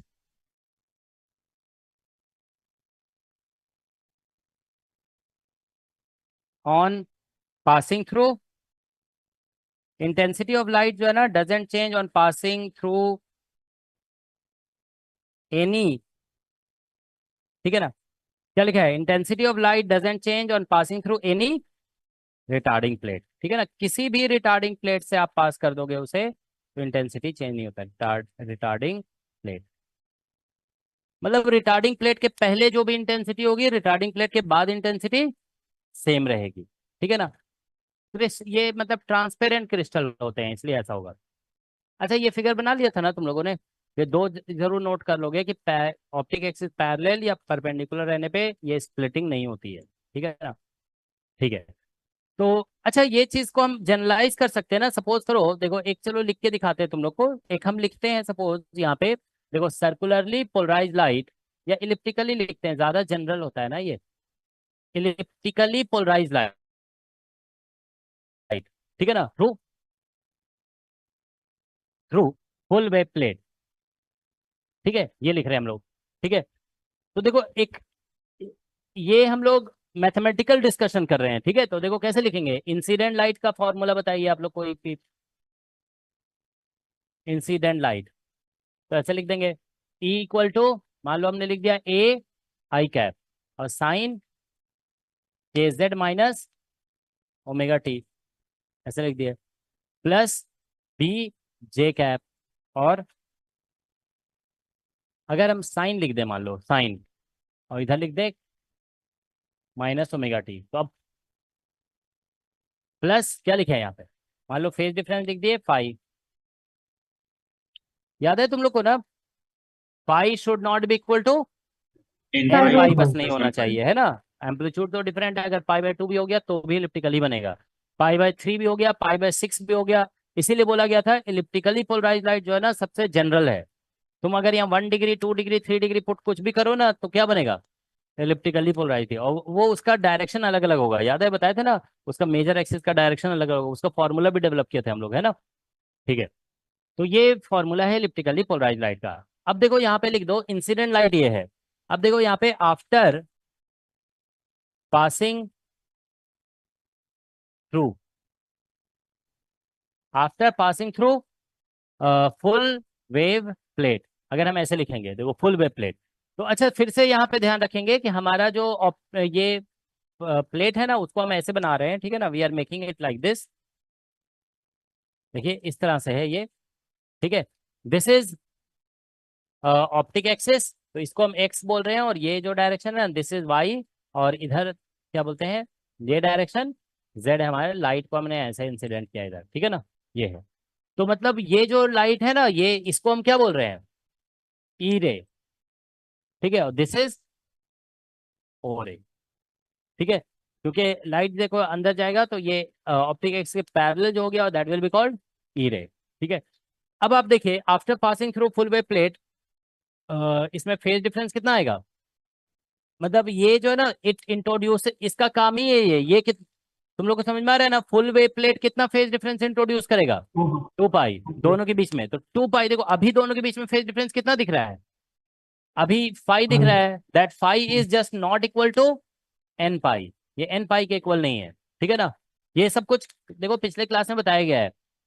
देखो एक बात बता रहे हैं तुम लोग को कि जैसे अभी हम पढ़ा रहे हैं ना, अभी क्लास मान लो 1 वीक के बाद लगी है, ठीक है ना, तो देखो होता क्या है कि पढ़ने का तरीका ये है कि जब भी क्लास में आओ ना तो तुम उसको 2 बार 3 बार रिवाइज करके आओ, मतलब पूरे 1 वीक में 2-3 बार रिवाइज करो। तुम ऐसे नहीं तो फिर जानते हो क्या होगा, कभी कभी पता नहीं सर क्या क्या बोल रहे हैं, हमको कुछ समझ में आ ही नहीं रहा है, ऐसा होगा तुम्हें, फिर जानते हो नहीं समझ में आएगा बिल्कुल।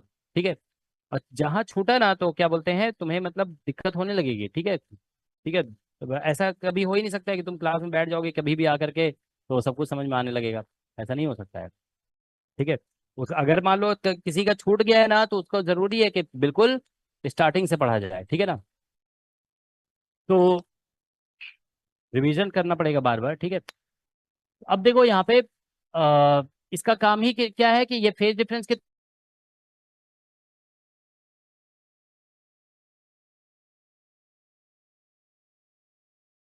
फेज डिफरेंस है ना उसमें एक्स्ट्रा 2 पाई इंट्रोड्यूस कर देगा। ठीक है ना, अभी जैसे फेज डिफरेंस कितना है पाई, तो उससे एडिशनल 2 पाई आ जाएगा यहाँ पे। ठीक है ना, के जेड माइनस ओमेगा टी लिख देते हैं प्लस बी जे कैप, और यहाँ पे लिखा हुआ है sine k z minus omega t plus phi, और इसमें चलो इसी में ऐड कर देते हैं कितना 2 पाई।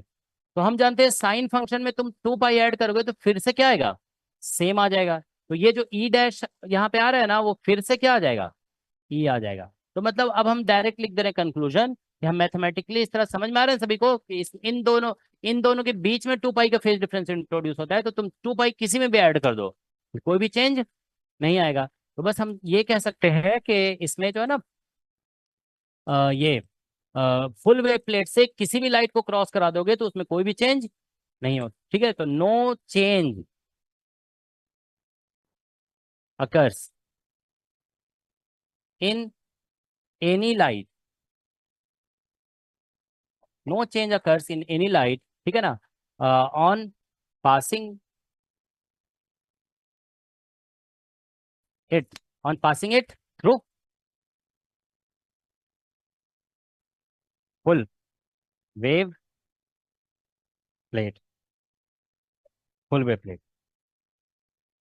ठीक है, तो इसको क्या लिखा है, no change occurs in any light on passing it through full wave plate. ठीक है, फुल वेव प्लेट से पास करने पे कोई भी चेंज अकर नहीं करता है। ठीक है ना, तो ये हमारा सबसे सिंपल कंक्लूजन है। ठीक है, अब हम आते हैं discussion of half wave plate में, फिर आएंगे quarter wave plate. Quarter wave plate सबसे इंपॉर्टेंट है। ठीक है ना, सबसे लीस्ट इंपॉर्टेंट से स्टार्ट किए हम लोग, समझ गए ना तो फुल वेव प्लेट का क्वेश्चन कभी कभी कभी कभी सिंपल क्वेश्चन ये भी आ जा सकता है। क्या कह रहे हो, प्रीवियस स्लाइड।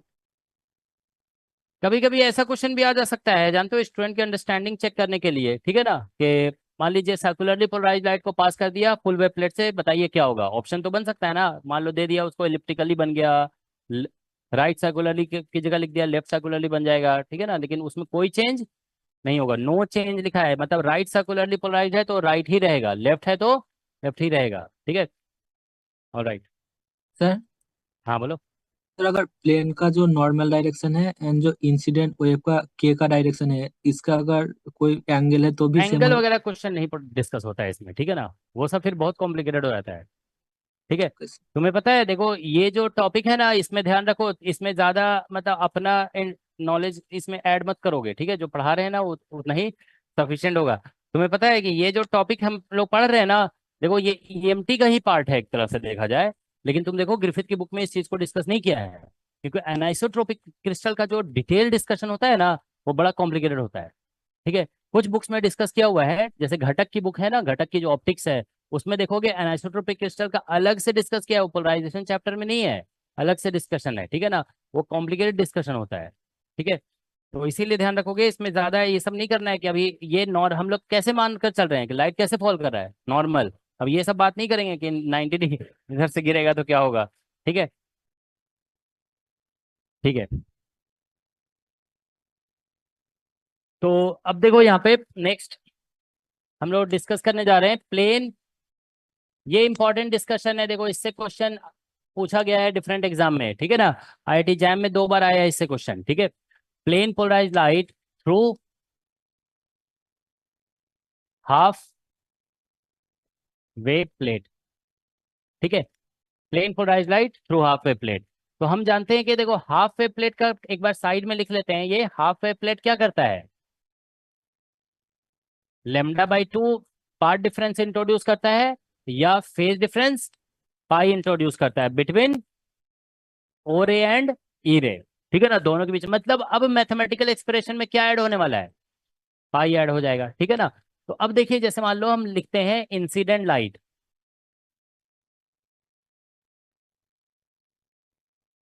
अच्छा इधर यहाँ पे तुम लोग लिखना चाहते हो तो ऐसे लिख दोगे। हम ई लिखे थे ना यहाँ पे आफ्टर, अच्छा ये हम लिख देते हैं after passing through full wave plate, है ना। या तो आप लिखना चाहते हैं तो इमरजेंट लाइट लिख सकते हैं। तो इंसिडेंट लाइट को हम सपोज करो ऐसे लिख देते हैं, E is equal to A I cap, ठीक है ना, और यहाँ पे प्लस बी जे कैप ऐसे लिख दिए। और ये क्या बन जाएगा, sign k z minus omega t, ऐसे लिखा है, ठीक है ना। इसको तुम एक बार 2 बार लिखो, इसको जैसे हम लिख रहे हैं ना उसी तरह से तुम लोग भी लिख लोगे 2 बार तो ज्यादा समझ में आएगा, ठीक है ना। देखो ए आई कैप, इसको ऐसे एक बार लिख देते हैं मल्टीप्लाई करके, sign k z minus omega t और प्लस बी जे कैप और sine k z minus omega T. Is that okay, ये लिखेंगे हम लोग, ठीक है ना। तो ये होगा इलेक्ट्रिक फील्ड। अब क्या होगा, इमरजेंट लाइट जो लिखा जाएगा, इमरजेंट बोलिए इसे या आफ्टर पासिंग थ्रू, है ना, इमरजेंट लाइट, ठीक है। पास कहाँ से कर रहे हैं, हाफ वेव प्लेट से, ठीक है ना। तो इससे इलेक्ट्रिक फील्ड हो गया ई डैश, तो क्या होगा इसमें पाई ऐड कर देना है, ठीक है ना। तो ए आई कैप साइन और इधर से हो जाएगा k z minus omega t plus B J cap और इधर लिखोगे साइन और ये हो जाएगा कितना, के जेड माइनस ओमेगा टी, ठीक है ना। और इसमें प्लस पाई। अच्छा एक चीज ध्यान रखो, पाई किस में ऐड होगा, या तो इसमें या इसमें, दोनों में ऐड हो सकता है, समझ गया ना। डिफरेंस हमको बताना है ना, फेज डिफरेंस, या तो इसमें भी ऐड हो सकता है और इसमें भी ऐड हो सकता है, ठीक है। अगर हम इसमें ऐड करेंगे तो आप जानते हो, आप ये तो मैथमेटिक्स है ना, देखो साइन थीटा प्लस पाई कितना होता है, माइनस साइन थीटा, ये माइनस साइन थीटा होता है ना। तो यहां से हम लोग लिख देंगे E dash is equal to A I cap और इधर से हो जाएगा साइन और कितना होगा k z minus omega t और प्लस, सॉरी माइनस हो जाएगा ना, बी जे कैप और sine k z minus omega T.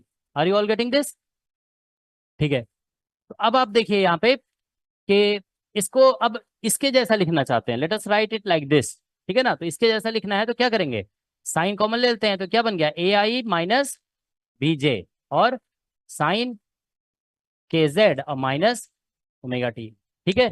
तो ये इमरजेंट लाइट, तो मतलब ये हुआ कि इमरजेंट लाइट तो सेम नहीं है, इट इज डिफरेंट, है ना, डिफरेंट, ठीक है। तो ठीक है, तो अगर आप देखिए इसको हम ऐसे शो करते हैं अच्छा हम लोग जो ऑप्टिक एक्सिस किधर माने हुए हैं,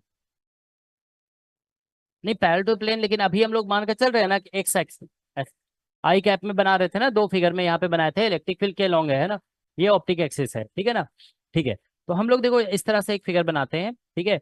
देखो ये जो है ना इंसिडेंट लाइट का फिगर है, इंसिडेंट लाइट, ये इंसिडेंट लाइट का फिगर है, ठीक है ना। देखो ये एक्स एक्सिस है मान लो और ये वाई एक्सिस, ओके। अब देखिए इसमें जैसे यहाँ पे ये दोनों मान लो पॉजिटिव है, ठीक है ना, तो हम ऐसा कह सकते हैं कि ये सपोज कर लीजिए ऐसे था, ये इलेक्ट्रिक फील्ड का डायरेक्शन, यहाँ प्रोपगेशन किधर है, propagation is in Z direction, है ना, प्रोपगेशन इधर हो रहा है ऐसे प्लस जेड की तरफ हो रहा है ना। यहाँ पे देख रहे हो ना के जेड, जेड जब यहाँ पे आ रहा है और ये प्लस में और ये माइनस में है, तो ये इधर जा रहा है प्लस जेड में, ठीक है। Is that okay. अब मान लेते हैं कि देखो ये डायरेक्शन हमारा क्या है, ऑप्टिक एक्सिस है, तो इससे सपोज करो ये एंगल थीटा है, वो थीटा हम आसानी से निकाल सकते हैं। यहाँ पे टेन थीटा कितना होगा, can anyone tell, angle with X लिया है ना, तो Y component by x component ऐसे लिखना होगा। तो ये ऐसे लिख दोगे, इलेक्ट्रिक फील्ड का वाई कंपोनेंट और बाय इलेक्ट्रिक फील्ड का एक्स कंपोनेंट। तो यहां से आ जाएगा tan theta is equal to b by A, है ना, b बाई ए, ठीक है, दैट्स व्हाट वी गेट। ठीक है, तो tan थीटा ये आ गया। नाउ यू सी कि आफ्टर, ये तो इंसिडेंट लाइट था, इमर्जेंट लाइट का फिगर बनाते हैं। देखो इमर्जेंट लाइट, ठीक है, this is x and this is y, ठीक है। सर हाँ बोलो। सर इसमें साइन कंसिडर नहीं करेंगे? जैसे मतलब हमारे पास तो ए आई कैप साइन माइनस दोनों में साइन आएगा ना, दोनों का साइन कैंसिल नहीं हो जाएगा। प्लस माइनस सर, साइन वो वाला। अभी प्लस ही तो है दोनों में, इंसिडेंट वाले में क्या है, माइनस कहाँ है। अच्छा ओके सर। ठीक है, तो अब देखो यहाँ पे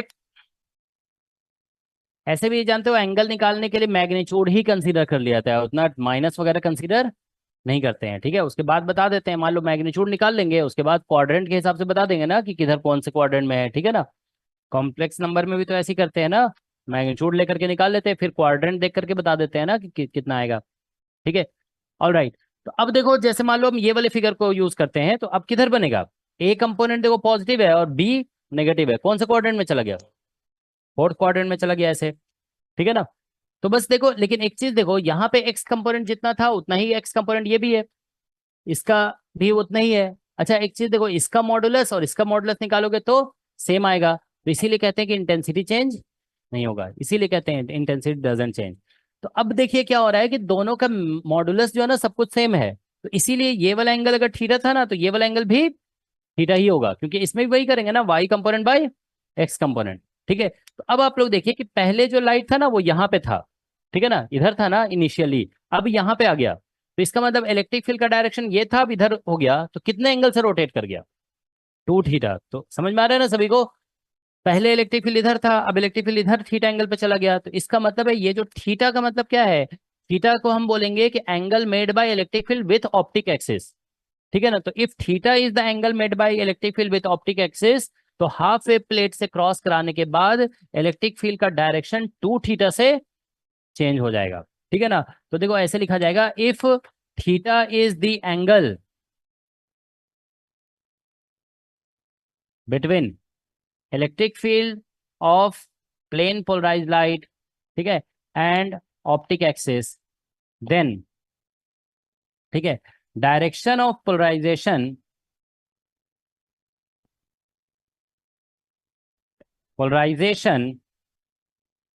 rotates by 2 थीटा ऑन। अच्छा हम इसमें एक चीज और भी लिखने वाले हैं, ठीक है ना, 2 थीटा और थोड़ा ऐसे लिख देते हैं, और यहाँ पे, और यहाँ पे एक और एंगल लिखेंगे, अभी बताते हैं। ठीक है ना, और दिस एंगल अभी लिखेंगे ऐसे। ठीक है ना, ऑन पासिंग थ्रू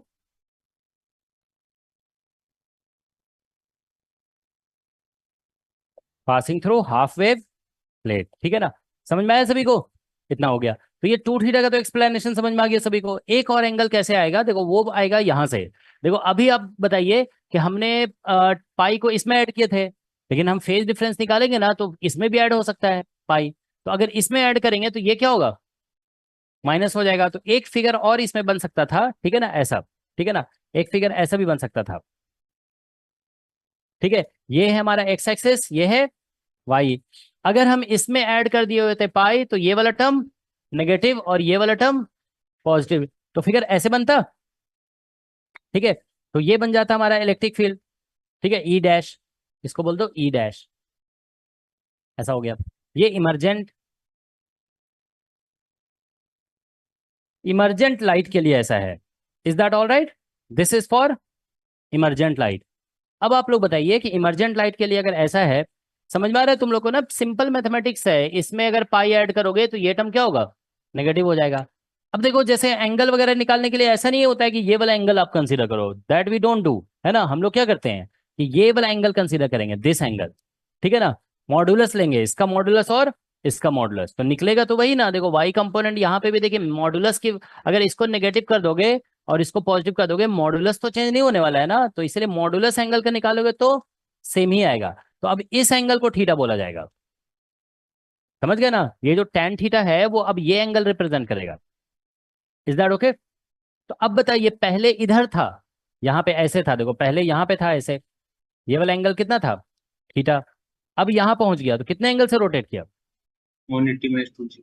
हाँ, ये पूरा 180 है, ठीक है ना, और ये थीटा थीटा माइनस का जो ये वाला एंगल से रोटेट किया ना यहाँ से यहाँ तक, तो बस ये हो गया। तो इसीलिए कहा जाएगा कि देखो क्या लिखा है, इफ थीटा इज दी, ये चीज लेकिन याद रखना है, देखो कभी कभी स्टूडेंट ऐसे करते हैं, देखो पढ़ाई इस तरह से भी हो जाती है कि ये हाफ वे प्लेट से जाएगा ना तो 2 थीटा से रोटेट करेगा, ठीक है, याद करके चले गए, अब एग्जाम में यही भूल गया थीटा क्या था, ठीक है।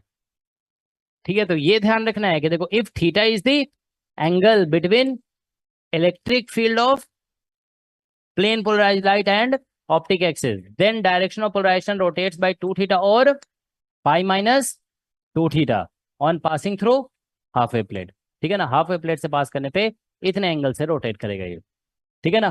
तो ये बेसिकली कंक्लूजन है इसका, ठीक है। ठीक है, तो ये बेस प्योर मैथमेटिक्स है, इसको क्या बोलते हैं, बेसिक मैथमेटिक्स अगर आता है तो सभी को समझ में आ जाएगा, ठीक है। ठीक है, तो ये हाफ वेव प्लेट का किसके लिए कंक्लूजन निकल गया, पीपीएल के लिए। अब आते हैं सीपीएल, ठीक है ना। तो देखो यहाँ पे क्यों सर नोट कर रहे हैं।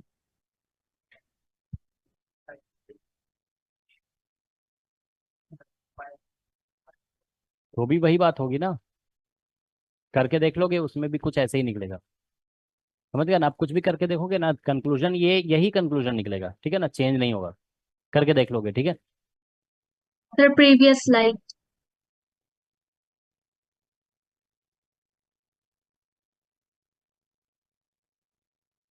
हो गया, Yes, sir. ठीक है। अब आप लोग देखिए, नेक्स्ट हम लोग डिस्कस कर रहे हैं, देखो राइट, पहले हम लिख रहे हैं यहाँ पे सर्कुलरली पोलराइज्ड, ठीक है ना। थोड़ा सा तुम लोग यहाँ जगह छोड़ के लिखोगे, अभी हम राइट या लेफ्ट लिखने वाले हैं, ठीक है ना। राइट सर्कुलरली पोलराइज्ड लाइट, ठीक है ना, थ्रू हाफ वेव प्लेट। हम पहले इलेक्ट्रिक फील्ड लिखेंगे क्योंकि थोड़ा हमें भी ध्यान नहीं रहता है कि राइट को कैसे लिखें लेफ्ट को कैसे लिखें, पहले एनालाइज करके देख लेंगे क्या है ये, उसके बाद यहाँ पे लिख देंगे, ठीक है। तो इलेक्ट्रिक फील्ड लिख रहे हैं, ठीक है, देखो यहाँ पे एम्पलीट्यूड ई नॉट है, आई है, और ये sign k z minus omega t और प्लस ई नॉट और जे कैप और कॉस के जेड और माइनस ओमेगा टी, समझ में आ रहा है ना। देखो यहाँ पे सर्कुलरली पोलराइज का जो फीचर था वो आ रहा है ना, यहाँ पे देखो दोनों का एम्पलीट्यूड इक्वल है और फेज डिफरेंस दोनों के बीच में π/2 का है, साइन और कोसाइन के बीच में फेज डिफरेंस π/2 का तो होता ही है ना। तो ये चीज आ गया यहाँ पे, ठीक है। तो अब हम लोग यहाँ पे देख एक बार चेक करो इसको कि राइट या लेफ्ट क्या है, ये सब लोग चेक कर लीजिए कि राइट है या लेफ्ट सर्कुलरली पोलराइज्ड है। ये पिछले क्लास में बताया गया ना तुम लोग को, राइट और लेफ्ट चेक करना, तो करो। वो वही वाला कन्वेंशन होगा कि जैसे जेड डायरेक्शन में प्रोपगेट कर रहा है और जेड से ही हम देख रहे हैं, तो अगर एंटी क्लॉकवाइज जा रहा है तो राइट कहलाएगा और क्लॉकवाइज जा रहा है तो लेफ्ट कहलाएगा, है ना, ठीक है।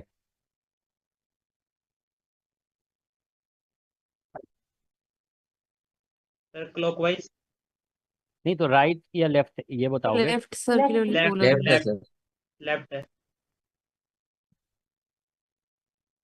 लेफ्ट आ रहा है, राइट आ रहा क्या आ रहा है तुम लोग का, राइट आ रहा है। Right, sir. राइट। तो दो ही तो बताना ही है, तुम तो बिना सोचे हुए बता दोगे, तो लेफ्ट और राइट।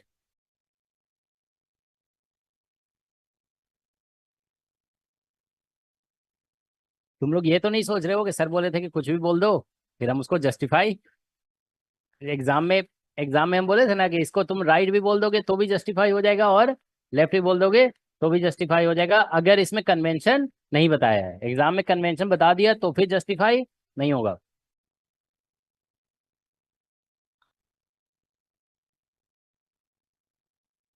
ठीक है, इसको देखो हम बताए थे ना, चेक करने के लिए क्या करोगे, सबसे पहले ये एक्स एक्सिस है, ये वाई एक्सिस है, तो हम क्या पुट करेंगे, z इक्वल टू 0 और फिर t इक्वल टू राइट है, ठीक है। तो देखो t इक्वल टू 0 और z इक्वल टू 0 पुट करेंगे तो ये वाला पूरा टर्म तो 0 हो जाएगा, इसमें t 0 और z 0 पुट करोगे तो क्या आएगा, ये आ जाएगा 1 आ जाएगा, तो इधर आ जाएगा इलेक्ट्रिक फील्ड, है ना, ये इलेक्ट्रिक फील्ड है। तो ये इलेक्ट्रिक फील्ड कब है, t इक्वल टू 0 पे। अब हम थोड़ा सा 0 से बड़ा टाइम लेंगे, ठीक है ना, तो जैसे z को तो 0 ही रखेंगे। अब इससे लिटिल बिगर टाइम लोगे ना तो ये नेगेटिव आ जाएगा ना, यहाँ ये माइनस की वजह से माइनस हो जाएगा, तो ये वाला कंपोनेंट क्या आएगा, नेगेटिव, और ये वाला कंपोनेंट पॉजिटिव ही आएगा, क्योंकि इसको 0 रखोगे और कुछ समथिंग, मतलब t का हम इतना छोटा टाइम दे रहे हैं ना कि मान लो ये 1 डिग्री आ रहा है, 1 डिग्री, तो 1 डिग्री समझ रहे हो ना, टाइम को इससे मल्टीप्लाई करो कुछ ना कुछ वैल्यू तो आएगा ना, तो मान लो 1 डिग्री आ गया। तो अगर ये 1 डिग्री आता है, okay, if this is 1 degree, तो आप जानते हो नेगेटिव की वजह से नेगेटिव आ जाएगा, साइन 1 डिग्री पॉजिटिव होता है, कॉस 1 डिग्री भी पॉजिटिव होता है, तो ये तो पॉजिटिव आएगा, और ये वाले माइनस की वजह से माइनस हो जाएगा ना, ये प्रॉपर्टी जानते हो ना, साइन, ठीक है ना, देखो साइन और minus theta is equal to minus sine theta, ये प्रॉपर्टी होती है, तो वो हम लगा देंगे, ठीक है, तो बस, ठीक है। तो अब आप लोग देखिए यहाँ पे, तो हाँ, तो 0 प्लस में इधर आ जा रहा है ना इलेक्ट्रिक फील्ड, है ना, ये डायरेक्शन आ रहा है ऐसे, ये आ रहा है t equal to 0 plus, 0 plus मतलब टाइम 0 से थोड़ा सा बड़ा है, ठीक है ना, तो इलेक्ट्रिक फील्ड इधर से इधर रोटेट कर रहा है ना, और जा रहा है ये प्लस z में इधर, तो हम देखो जिधर जा रहा है उसी साइड से हम देखेंगे ना, और ये कैसे रोटेट करता दिख रहा है, एंटी क्लॉकवाइज, तो ये राइट सर्कुलरली है ना, तो हम ये कैसा लाइट है, राइट सर्कुलरली, ठीक है ना, तो राइट सर्कुलरली पोलराइज लाइट को अब हमको किससे क्रॉस करना है, हाफ वेव प्लेट से, ठीक है ना, तो आफ्टर पासिंग थ्रू, अब देखो थोड़ा थोड़ा तो अब तुम लोग को समझ में आने लगा होगा, ठीक है, तो अब हम डायरेक्ट लिख दें, हाफ वेव प्लेट से पास करने के बाद सपोज करो कि हमने इसमें ऐड कर दिया पाई, हाफ वेव प्लेट क्या इससे जाने के, अच्छा ये वाला जैसे हम लोग अपने डिस्कशन के अकॉर्डिंग इसको क्या बोल रहे हैं, ई रे, और इसको ओ रे कह रहे हैं, ठीक है ना, तो अगर देखिए इसमें हम पाई ऐड कर देते हैं, पाई, तो इसमें क्या होगा, cos theta plus pi minus cos theta होता है, ये ध्यान रखोगे, कॉस ऐसा होता है ना, थीटा प्लस पाई करोगे ना तो that is minus, sorry minus cos theta होता है, माइनस कॉस थीटा, यही होगा ना, माइनस कॉस थीटा, तो ये आ जाएगा, cos theta plus pi is minus cos theta, ठीक है। So now you see here, यहाँ पे कितना आएगा, electric field is equal to, ठीक है, तो अब इसमें हम ऐड कर दे रहे हैं पाई, डायरेक्ट कर देना, समझ में आ जाएगा ना, ठीक है, तो ऐसा हो जाएगा ई नॉट, अच्छा ऐसा बात तो ये भी होती है ना कि क्या बोलते हैं, अभी समझ में आ गया, फिर 1-2 महीने के बाद फिर समझ में नहीं आ रहा है माइनस कैसे हो गया, तो एक स्टेप तुम लोग लिख ही लो, ठीक है ना, ऐसे यहाँ पे cos k z minus omega t और प्लस पाई, नहीं उस टाइम फिर सीक्वेंस से पढ़ोगे तो पता चलेगा ना कि हाफ वेव प्लेट में क्या होता है, पाई ऐड हो जाता है, तो दिखेगा तुम्हें कि यहाँ पे पाई ऐड किया है, अब डायरेक्ट माइनस करेंगे फिर उस टाइम सोचने लगोगे कि माइनस कैसे हो गया, ई नॉट, तो ये बन जाएगा आई नॉट साइन, और ये हो जाएगा के जेड और माइनस ओमेगा टी, और फिर यहाँ पे आ जाएगा minus E naught J cap, और इधर कॉस के जेड और minus omega t, are you getting this, ये आ गया, यही आ रहा है ना, ठीक है, इतना आ रहा है। अब हम लोग क्या करेंगे, इसको एनालाइज करते हैं, ठीक है, ये राइट सर्कुलरली पोलराइज लाइट था, अब इसको एक बार एनालाइज करके देखते हैं क्या आ रहा है, ठीक है, तो इसको एनालाइज करो जरा, क्या आ रहा है ये देखो, फिर इसमें अगर हम देखो इसको एनालाइज कर रहे हैं, इलेक्ट्रिक ऐसे बनाते हैं, दिस इज एक्स एक्सिस और दिस इज वाई एक्सिस, तो देखिए यहाँ पे क्या होगा, टी 0 पुट करो और जेड 0 पुट करो, ठीक है ना, तो जेड तो पहले ही 0 कर देना हर जगह हमेशा, तो इसमें देखो क्या होगा कि ये टर्म पूरा 0 हो जाएगा, ये टर्म ये माइनस आ रहा है ना, तो इधर आ रहा है, इधर है ना, तो ये आ रहा है इलेक्ट्रिक फील्ड, ठीक है ना, इलेक्ट्रिक फील्ड कब आ रहा है, ये टी इक्वल टू 0 पे, अब t इक्वल टू 0 प्लस पे करेंगे, t इक्वल टू 0 प्लस, तो 0 प्लस करोगे ना, तो जैसे ये था z तो 0 कर देना है पहले ही, 0 प्लस करोगे तो ये थोड़ा नेगेटिव में बनेगा, तो ये माइनस बाहर आ जाएगा, तो ये नेगेटिव आएगा और ये भी नेगेटिव, तो दोनों नेगेटिव आ जाएंगे ना, तो ये थर्ड क्वाड्रेंट में आ जाएगा, समझ में आ रहा है ना सभी को, तो ये इलेक्ट्रिक फील्ड का डायरेक्शन होगा, ई डैश का डायरेक्शन, ये कब होगा, t इक्वल टू 0 प्लस पे, तो अब आप देख रहे हो कि ये रोटेट इधर से इधर कर रहा है, 0 में यहाँ था, अब यहाँ पे आ गया है, तो किधर रोटेट किया, इधर क्लॉकवाइज रोटेट कर गया ना। ये रोटेट कैसे कर रहा था, एंटी क्लॉकवाइज। तो इसका मतलब अब इसको एनालाइज करोगे ना, देखो तुम लोग इस इन दोनों में अगर नोटिस करो तो ये साइन है और ये कोसाइन है, तो फेज डिफरेंस कितना हुआ, π/2 का। तो दोनों का एम्पलीट्यूड इक्वल है, तो एम्पलीट्यूड इक्वल फेज डिफरेंस π/2, तो ये बनेगा CPL। लेकिन कैसा है, लेफ्ट सर्कुलरली है, ठीक है ना। तो दिस इज नाउ, इसको ई डैश कर देते हैं, ठीक है ना, ये ई डैश इसको लिख दोगे, वो ई था और इसको ई डैश कह रहे हैं, तो ये बन गया लेफ्ट सर्कुलरली पोलराइज्ड लाइट। ये लेफ्ट सर्कुलरली पोलराइज्ड लाइट, समझ गए। तो बस कंक्लूजन यही हो गया कि आप left right circularly polarised light को अगर पास करा दोगे हाफ वेव प्लेट से तो बन जाएगा लेफ्ट सर्कुलरली। तो अब बस एक ये बता दिए, अब कंक्लूजन देखो लिख दे रहे हैं यहाँ पे, ठीक है ना। इसको आप लोग ऐसे लिख सकते हैं कंक्लूजन में कि जैसे इसको ऐसे लिख दो, देखो ये है RCPL। RCPL means right circularly polarised light, ये है हाफ वेव प्लेट। इससे जो बाहर निकलेगा ना लाइट, देखो ये, तो ये बन जाएगा लेफ्ट सर्कुलरली पोलराइज्ड लाइट, ठीक है ना।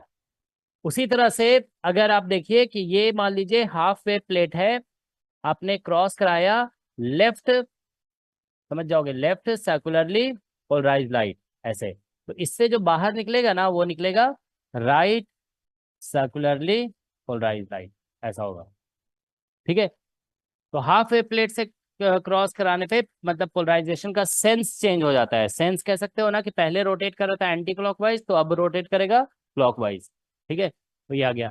उसी तरह से इलिप्टिक में भी होगा, क्योंकि देखो जो चीज सर्कुलर में हो रहा है सेम थिंग प्लस से माइनस हो जाएगा, तो इलिप्टिक में भी ऐसे ही होगा। तो इसको ऐसे लिख सकते हो, देखो यहाँ पे कि हाफ वेव प्लेट है, और अगर मान लीजिए ये लेफ्ट, ये एल हमने यहाँ पे लिखे थे, आर लिखे थे, समझ जाओगे ये राइट है ना, ठीक है। तो लेफ्ट इलिप्टिकली पोलराइज लाइट अगर है, इसको हम पास करा देते हैं हाफ वेव प्लेट से, तो ये बन जाएगा राइट इलिप्टिकली पोलराइज लाइट। और एक और लिख लो, ठीक है ना, हाफ वेव प्लेट है और इसको हम पास करा देते हैं अगर, ठीक है, किससे, ये क्या लिखने वाले थे, राइट है ना, राइट इलिप्टिकली पोलराइज लाइट, तो ये बन जाने वाला है लेफ्ट इलिप्टिकली पोलराइज लाइट। देखो हम लोग ये एक्सपेरिमेंट नहीं कर रहे हैं, लेकिन मैथमेटिक्स हमें गाइड कर रहा है, समझ रहे हो ना। मैथमेटिक्स से पता चल रहा है ना, ये आपको समझ में आना चाहिए कि हम लोग ऐसा नहीं कि डायरेक्ट लिख रहे हैं, ठीक है ना। It is coming from mathematics, mathematics बता रहा है हमें, ठीक है, ठीक है। अच्छा देखो, तुम लोग जानते हो ये जैसे फोटोन की बात होती है ना, फोटोन, तो उसका मतलब स्पिन बोला जाता है 1 होता है, ठीक है। लेकिन उसका बोलते हैं ना कि मतलब पोलराइजेशन स्टेट जो है ना 3 ना होकर के 2 ही होता है। तो जानते हो फोटोन का जो 2 पोलराइजेशन स्टेट बोला जाता है ना, वो यही होता है, एक होता है लेफ्ट सर्कुलरली और एक राइट सर्कुलरली। कोई भी फोटोन है ना उसके बोलते हैं 2 पोलराइजेशन स्टेट होते हैं, लेफ्ट सर्कुलरली पोलराइज लाइट और राइट सर्कुलरली पोलराइज लाइट, ठीक है ना। तो ये ध्यान रखेंगे, ठीक है। तो ये तो हो गया, sorry, light passing through half wave plate. अब नेक्स्ट क्या बचा, हाँ, तो नेक्स्ट ये सबसे इंपॉर्टेंट है, क्योंकि ये सब इजी है ना। देखो ये जानते हो इजी है, क्योंकि देखो एक बार पढ़ लिया समझ में आ गया, ठीक है ना, कि राइट क्या बनेगा, लेफ्ट। नहीं पढ़ा है तब तो थोड़ा सा डिफिकल्ट है, अदरवाइज फिर तो बिल्कुल आसान है, ठीक है। क्वार्टर वेव प्लेट का थोड़ा सा ट्रिकी है, ठीक है ना। तो light through quarter wave plate, इसका जानते हो यूज भी सबसे ज्यादा होता है, ठीक है ना, light through quarter wave plate, ठीक है। तो हम लोग ऐसा करते हैं कि एक पहले जो है ना, देखो डिस्कशन बता देते हैं हम इसका, ठीक है ना, मतलब कंक्लूजन पहले, इसमें थोड़ा सा उल्टा कर रहे हैं, ठीक है ना। पहले कंक्लूज या, क्योंकि इसमें हर बहुत सारे मतलब कंक्लूजन निकलते हैं ना, तो सब कंक्लूजन मतलब इसमें ऐसा हुआ ना कि देखो एक हमने बताया ना, तो उसको हम बोल दिए कि लगभग उसी के जैसा हुआ। जैसे हमने दिखाया कि राइट को हमने इसमें क्या ऐड किया, पाई ऐड किया, तो क्या बन गया ये लेफ्ट। तो ये तो आप समझ गए कि सब में फिर पाई ही ऐड होना है, तो प्लस से क्या होना है, माइनस ही होना है, तो उसी तरह से सब में आ जाएगा। तो राइट से लेफ्ट होगा, लेफ्ट से राइट हो गया। इसमें अलग अलग होता है, सर्कुलरली बन जाता है, क्या बोलते हैं, प्लेन पोलराइज लाइट, ऐसा हो जाएगा, ठीक है ना। तो वो सबका फिर कंक्लूजन अलग से निकालना पड़ता है, एक कंक्लूजन से सारे नहीं निकलेंगे, ठीक है। तो पहले हम इसका कंक्लूजन बता रहे हैं। देखो, light through quarter wave plate, ये कंक्लूजन पहले बताया जा रहा है, ठीक है। उसके बाद हम मैथमेटिकल जस्टिफिकेशन भी इसका बताएंगे। तो पहले देखो हम यहाँ पे ऐसे दिखा रहे हैं, ठीक है ना। इसका फिगर बना लोगे तो समझ में आएगा, ठीक है। देखो फिगर बनाना जरूरी है इसका, ठीक है। ये है, मान लीजिए,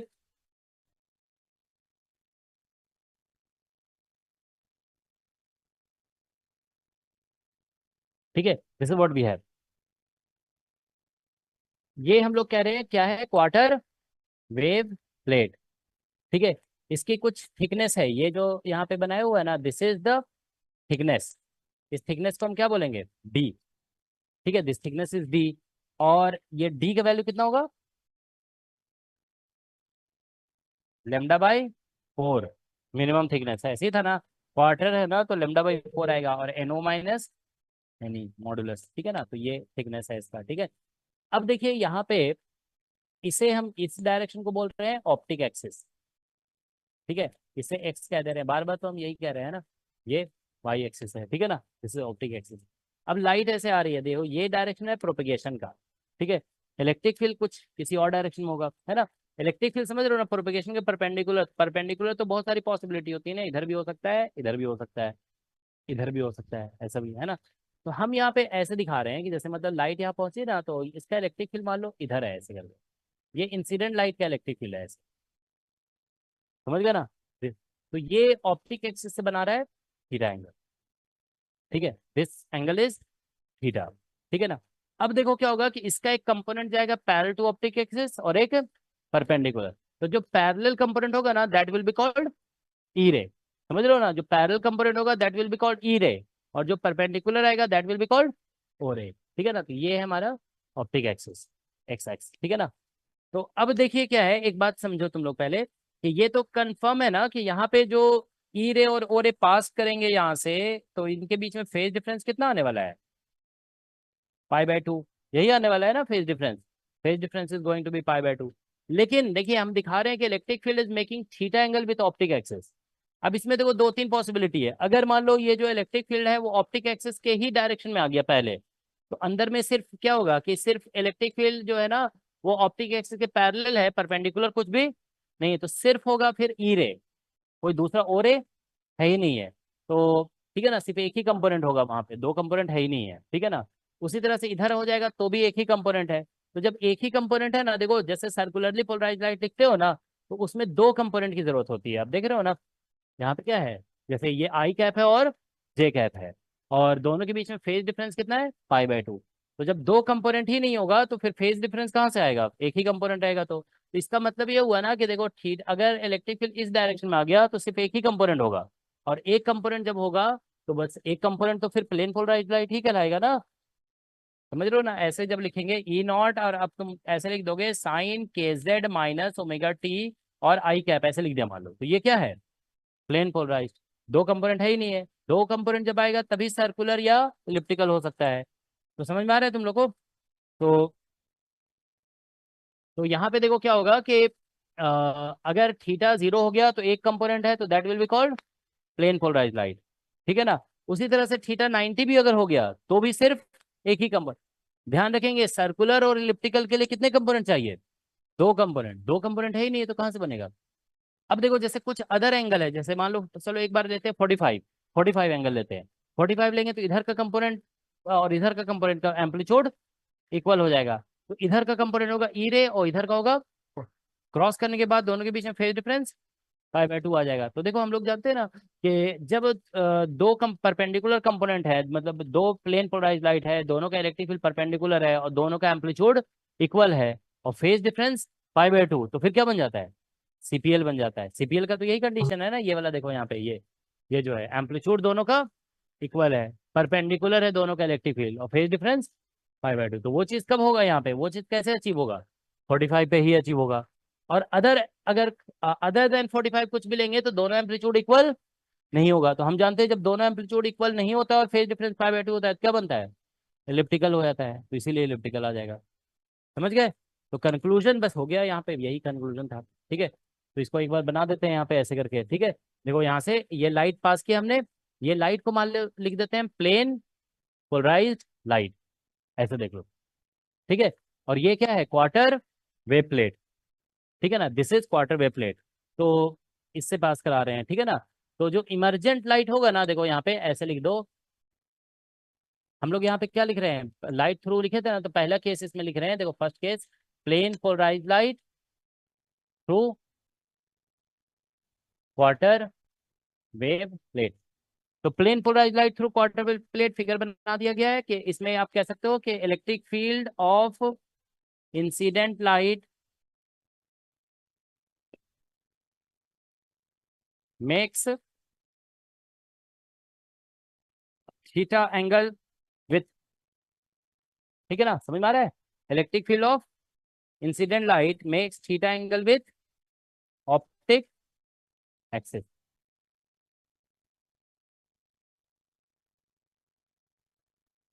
ठीक है, तो हम लोग देखो यहाँ पे इमरजेंट लाइट जो होगा ना, ये आप देखिए कंक्लूजन लिख रहे हैं, इमरजेंट लाइट इक्वल टू क्या लिख रहे हैं, सबसे पहले प्लेन पोलराइज्ड ही रहेगा अगर थीटा कितना हो गया 0, प्लेन पोलराइज्ड ही रहेगा, प्लेन पोलराइज्ड ही रहेगा अगर थीटा हो गया पाई होगा। बोलो तुम लोग अभी बता रहे थे ना कि थीटा का 0 होगा तो एक ही कंपोनेंट होगा ना, 2 कंपोनेंट तो होगा ही नहीं।